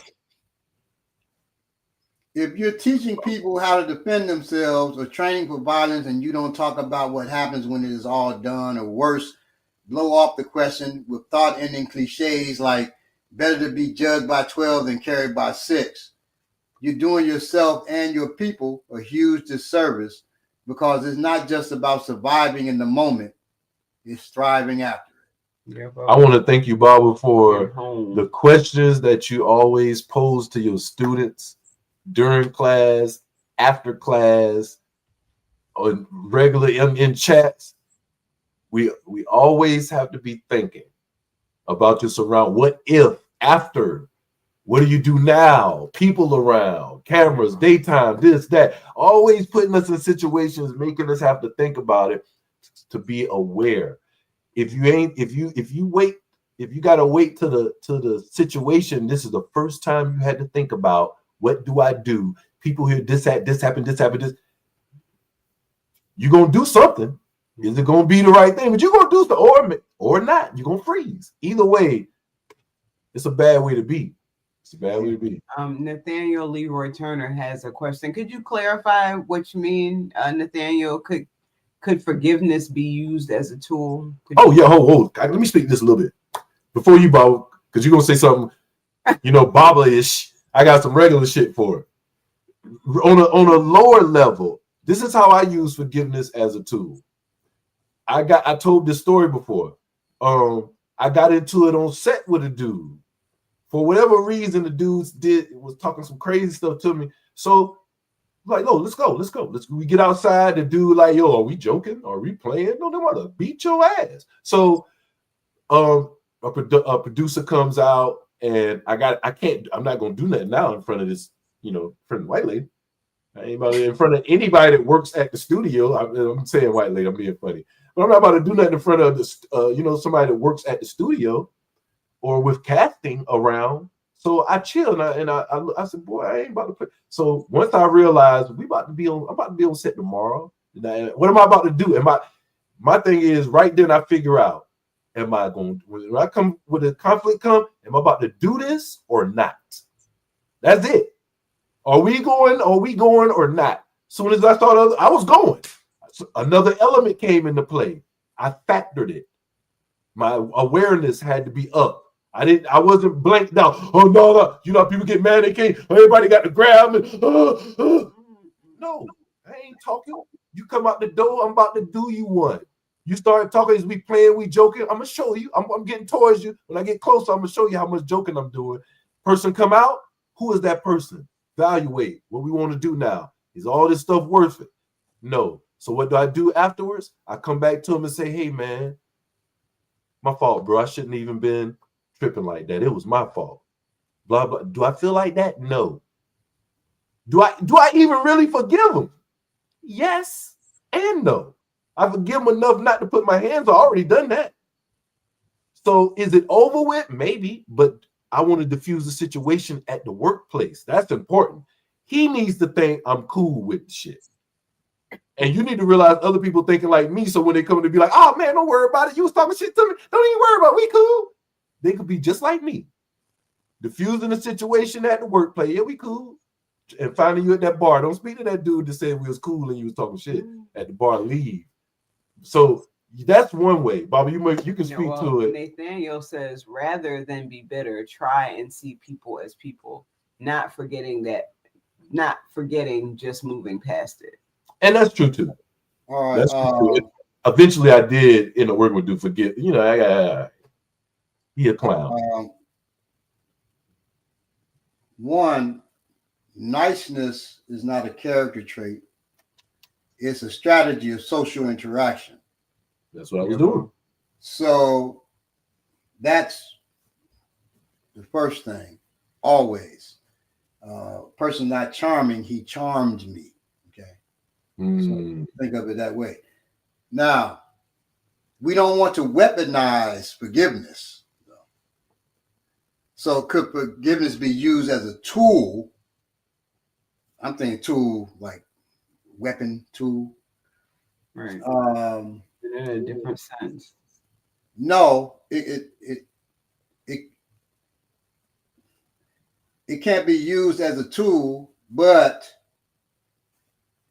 it can be used as a strategy.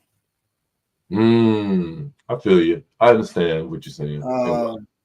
So yes, it's a strategy of social interaction. That's smart. You're smart. And there are many. So if I'm going to deal with you, I may, like Billy said, act like I forgive you, but don't really, or I may really forgive. Me, the way I deal with situations, I don't act like I forgive you. I forgive you, or I don't. And then, but I file that in my memory bank. If you make that same mistake, well, it gets a different outcome this second time. That's for sure. Some stuff is unforgivable. Right. That you don't even pretend to forgive it. When Belay, I didn't speak on it, talked about the boy and he telling the woman to do a 360. Right. She says slow or fast. That's unforgivable. That's unforgivable. Now the boy can be forgiven. Right. I told everybody talking about the kid, yo, don't disrespect the boy. He's a child. Right. He's a child. He's gonna do childish things for sure. Yeah. But a 30-year-old woman, And I saw the thing when the guy said 30-year-old woman looked like 40 in the face. Yeah. Yeah. She need her ass whooped. Some sister should whoop her ass. Yes. First of all, the guy, you could tell it's something wrong with the father. He's looking like he looks nuts. Mm-hmm. And he is, if not nuts, definitely corrupted to the point of wickedness, because to have my son up there and say these things is unacceptable. Is disrespectful to his elders and to himself. And then a woman to accept that. Multiple women were up there. I wouldn't even take my son. I mean, my son now, he's grown, but a child to a thing where he busting a balloon, or the women popping the balloons at him, and to show how much of a deficit he has. I don't agree with the brother saying he should be, go to jail too, all that shit. I don't agree with that. Yeah. But he does suffer a deficit when she asked him a simple math problem and he couldn't answer it, and then cursed the woman. Got mad. So it was 12 times 7. Because he doesn't have sense. She said, not only does he have child's normal ignorance, he just is an ignorant child. Yeah, exactly. Even that. That's child ignorance and ignorant child. Wow. So you can't. I mean, you follow them home. You got some child ignorant parents, and that most retardation is called. Some people call it 90% is familial. When they are delayed in learning, 90% of that is familial. That means I'm not teaching my child learning strategies. My wife not teaching. The older siblings aren't teaching. People in the environment aren't teaching. So his environment is jacked. So all the adults not just the adults that were in front of the camera, behind the camera too. Yeah, there's people. Yeah, everybody in production. Everybody involved with the production needs their ass whipped. If I knew where it was at right now, I'd be trying to travel to whip somebody's ass. Yeah, if that was my nephew or something, I wouldn't be laughing. No, sir. I'd be telling him his daddy ass. I'd be telling him you were disrespectful. Yeah, hey man, to his father. Hey man, let's go outside and talk. I'll whoop his motherfucking ass. His ass. I'll whoop his ass. If it was my brother or my brother-in-law, I'd whoop his ass. Different type of ass whooping if his brother-in-law. And he'd be lucky. Well, I can't kill him because he's my family. But damn, you set that boy up to be abused. Right. And it's, it take. I don't even want to. He probably proud of himself. He probably one of them. I'm raising them by myself. I'm doing a good. I see. Be a man. Get your ass out of here. See all that hypersexual crap, man. I see it in the hood niggas a lot. You know what I'm saying? I was 11, and riding to this school for the gifted. The bus driver, he says, "Hey, your birthday coming up. I'm gonna set you up with a girl, I said, "Oh, okay." One, I'm thinking it's a girl. Two, I'm thinking he ain't really gonna do it. So it's a woman riding on the bus with us the whole time he's dropping us off. It's a Friday. And he says, so I'm the last person that gets off the bus. He instead of drop me, he normally drops me in front of my house. He goes at the end of the block. Like I live the second house from it, but he's parked like kind of catty corner. He locks how you open the door. he locks it. He says, "Go ahead. She's here for you." Grown woman. And she's laying back. I look over and I just see her pussy. Vagina for those. Come on, what you gonna do? What you gonna do? Right. I said, huh? I'm scared. I'm terrified. Now, just so you know, I had been with girls before, right? It's a grown woman. It felt different.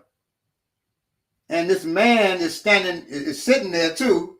It felt different. It was something wrong with it.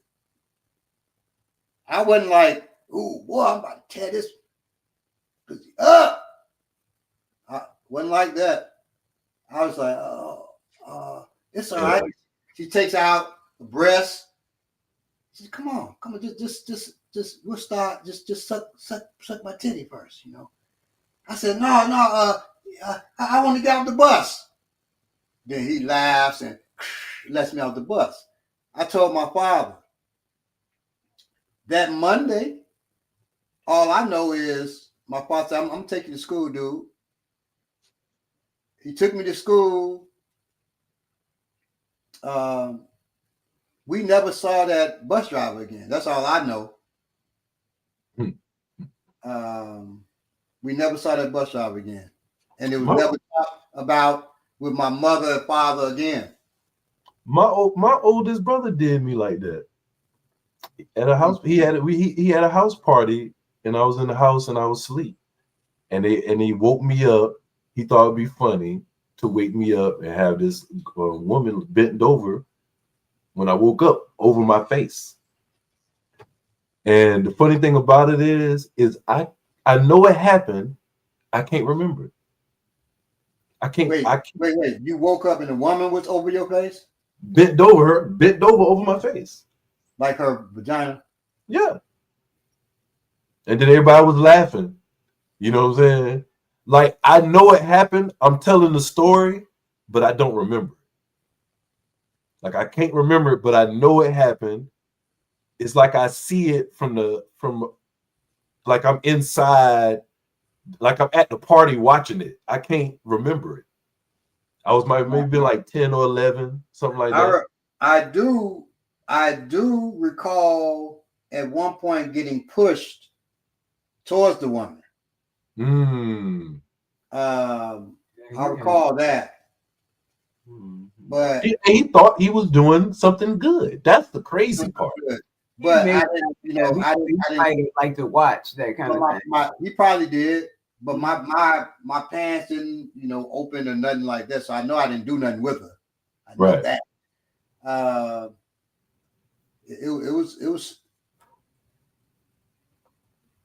It was traumatic. Yeah, it was traumatic.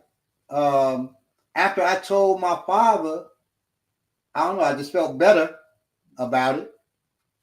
I never told nobody about that, about what I just I don't know. I don't know why he said, hey, I'm gonna take you to school, dude. I don't know why.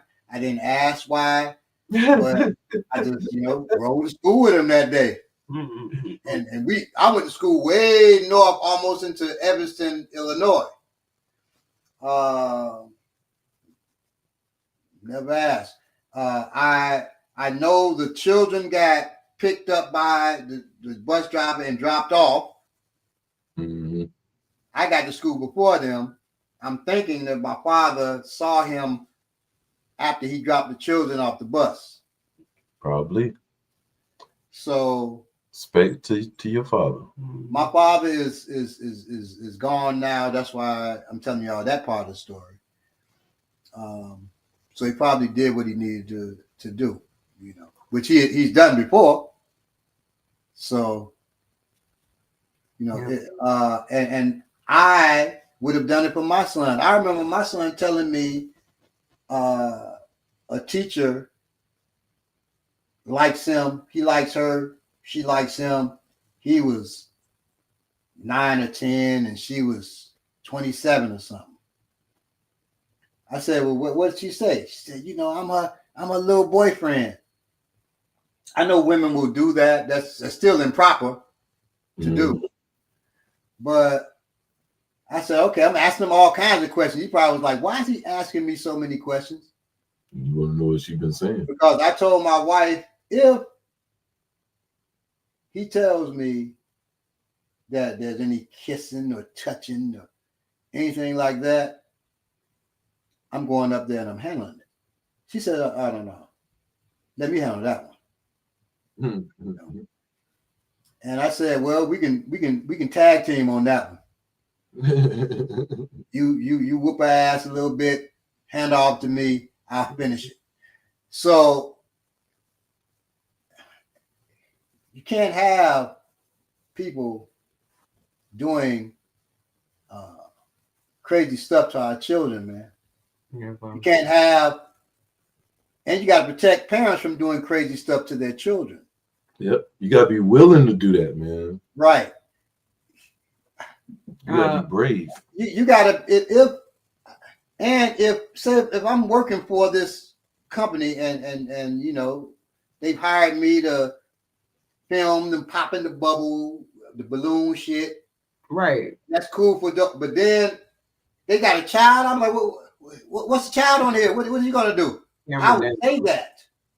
Pack up my shit and leave, and report that or say something to the parent or something. I gotta do something. Yeah, absolutely. Somebody said this is insane. How are so many adults like this? There are many like that. In fact, I know a lot of people like that because the second most abusers of children, the first most is in school, teachers. The second most is martial arts instructors. I went to a martial arts school. He was talking about selling the place, and the owner, he had, so I talked to him, but he had this instructor there who was popular. And the week that I was talking about purchasing the place, it came out that the instructor was molesting children. But you think, well, the owner is an older black man who, you know, you think he told that dude to leave his place of business? No. I don't know if it was because he was old and scared or if it's because that dude brought in so much money. So he's being investigated. It's in the newspaper about this cat. Now, of course, you can't believe everything in the newspaper, but at least you got to investigate, sit this dude down or something. And when I went to the school, went back to see him about the place, the guy was there. And he was real belligerent with me, you know, like I knew, and I did, and he was, you know, well, I teach on Wednesdays, and if you buy the place, I still plan to be here on Wednesday. I said, if I buy the place, you're out of here. Yeah, what? I said, you're out of here, dude. Take your taekwondo ass and go on somewhere. And you best go on now before I hurt you. What? I'm third degree taekwondo? I said, take one's dough, yeah. I will beat your ass, boy. I will beat your ass. What? For the children that you may or may not be abusing. And just because you're talking to me disrespectful, I will beat your ass. Now, you got anything else to say? He's clutching his pearls and shit. You know, I wanted to do something then. To be honest, I just didn't have absolute proof that he had done anything, and I don't know what became of him. I didn't talk back to the old man who owned the place, and we could say, you know, he an old man, Yeah, but he's a martial art instructor. And when I say old man, I'm talking like the age I am now. So he should have done something himself. Right. At least you got to be out of here until investigation is done. We've talked to the children, talked to parents, and you for sure haven't done anything. But there were like 2 parents that said he had abused their child. But it is very rampant in martial arts schools. Yes, it ain't cool for grown folks to be gay or trans in the hood, but setting young boys up with grown women is. None of it's cool. I mean, it ain't cool. It ain't cool to be, as far as setting boys up with grown women. Yeah, that's not cool. There are some people that think it is. Like what happened with Belay, what happened with me. The dudes who did that, now they don't think they're abusers. Right. They think they're doing a service. They real. Right. They real, and they helping a boy be a man. Mm-hmm. First of all, I'm a boy. I was a boy. I wasn't trying to be a man at that time. All boys try to be men, but I wasn't at that time. I was young. I was 10, 11. So I wasn't trying to be a man, but he was going to make me one. And my father was like, no, hell no. No. And that's not how you make a man. That's not how you make a man. I tell you, my father with me, he would always, now he would do things, and I believe in putting my students on the spot too. You build up confidence, you build up the ability to speak your mind. Okay. So he would say to me in front of a girl, he would say, you think she cute, Adam? I say, yeah, she cute. I knew to say that because he was going to keep pushing it. Then he said, you think he handsome? She said, yeah. Okay. Y'all go talk. Y'all talk. And then, he lead me over there to talk. He walk off. And I'm hamna at first. Hamna. And then that became, hey, how you doing? And then it became, other stuff. As I got older, I became better at that. And he didn't have to, after a while, he didn't have to do that, right? But if he had to set me up with a grown woman, my mother would have been like, you out of here.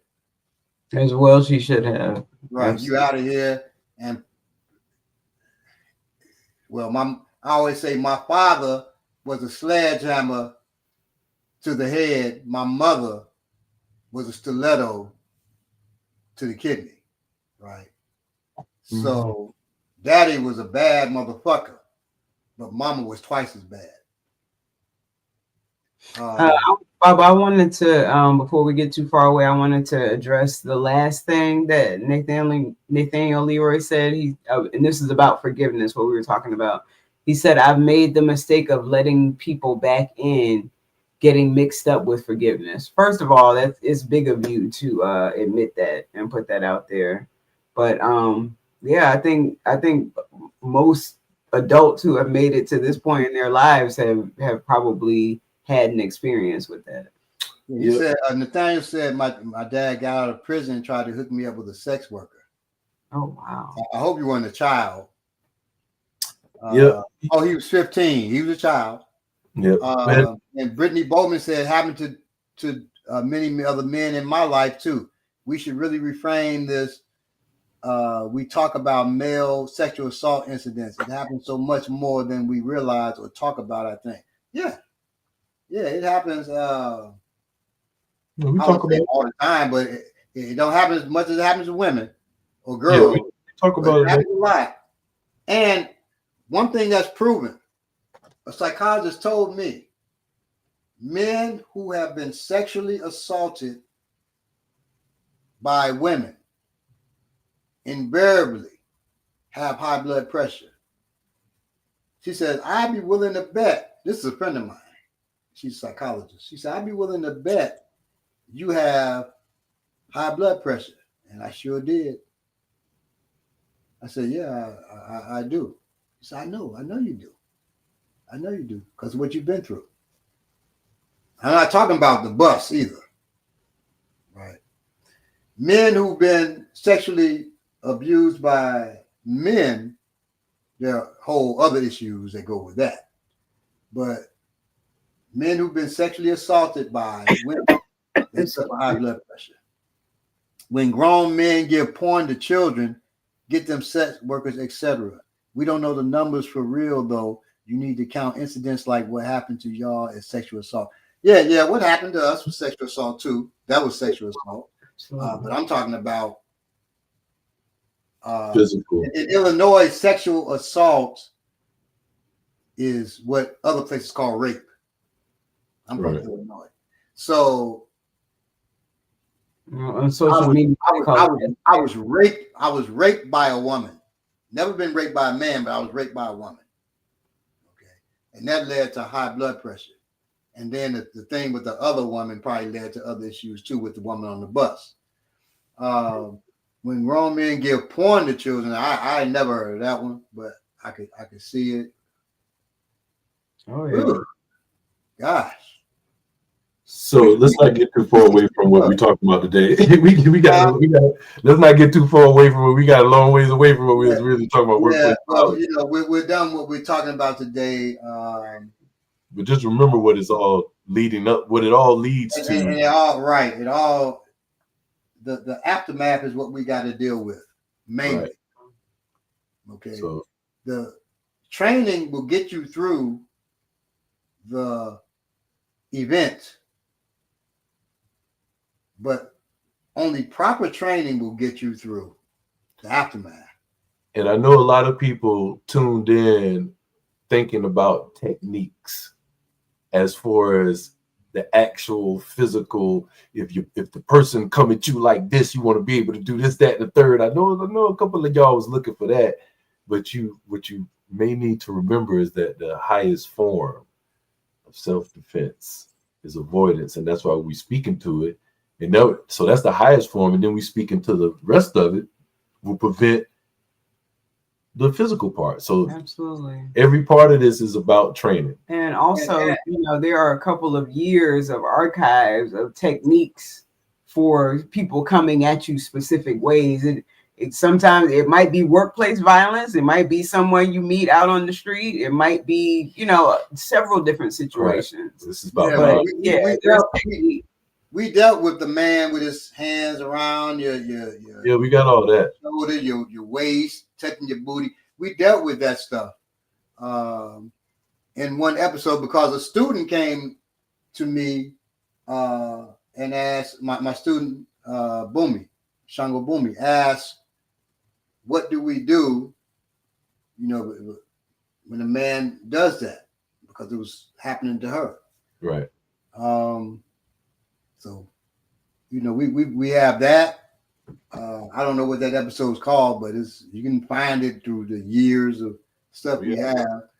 We have this, and we'll deal with common techniques in an episode. Common techniques, which we have. We got in the workplace. We've dealt with it in other places. Yeah, workplace might be a little different. But workplace, common attacks in the workplace. Common attacks at work. Okay, we'll deal with that. Why do adults want boys to become men? Maybe improvised weapons in the workplace too, Bubba. Yeah. No, that would be a good one. Yeah. Hope you guys enjoyed it, and we hope that you will share this broadcast and hit the like button. I think we're gonna keep doing it. I just want to deal with this, and then we break out. Why do adults want boys to become men through sexual assault? Do they think the trauma will mature them or something? Yes. One, they don't think it's trauma. They think it's just good pussy. It happened to them. And well, it might have, yes. Right. They don't, not always. But the society says this is acceptable. This is okay. Right. That when you are having, there's a statement that I grew up with, CB equal GP, crazy bitch equal good pussy. Yes. So you take this CB and give it to a boy. In their mind, because for her willing to do it with a little boy, she's a crazy bee. She's a CB. Oh, good point. Good point. Good point. Then you think you're giving that boy good pussy, and even if it is good, I think it's way too deep. I don't think they think that. That it will magically transform him now into a man. I don't even think that scenario of them thinking because she crazy has got to be good. They didn't even. That's you being right. They don't think that way. They think just giving it, it's gonna transform into a man. Right. Because they think manhood is equated with having sex. Yeah, my brother definitely didn't think he was traumatizing me. He didn't think what he was doing was anything negative to me. He didn't think he was hurting me in any way. You know what I'm saying? So it ain't like I don't hold nothing against him for that. You know what I'm saying? But it's a lot. It's society is the way we teach our children, what we don't teach our children, and what they get from other places. So and to be honest, intention, we can have intents to do good and do bad, and it should still be answered. That's your brother, of course, love him, but somebody still should have beat his ass. Honestly. Yeah, definitely. So, love y'all. This was it got deeper than we expected to. Hey, we do some. It often does that. Love y'all. Stay black, or whatever it is that you may be. Peace. Peace. We're gonna be up in. I gotta run to the other room to turn. Okay. Give us some time to shout out the new people in the comments. We appreciate y'all. Yeah, JXY. Yeah, y'all got Thank you for your contributions. Club, y'all gave us some good feedback. Definitely, man. Nathaniel Leroy Turner. Thank you for sharing with us. Brittany Bowman. Keontae. Where did Keontae go? I wish I could have read all of those. It sounds like a wine. Everything's through. Really nice. Let's see. Keontae. I missed.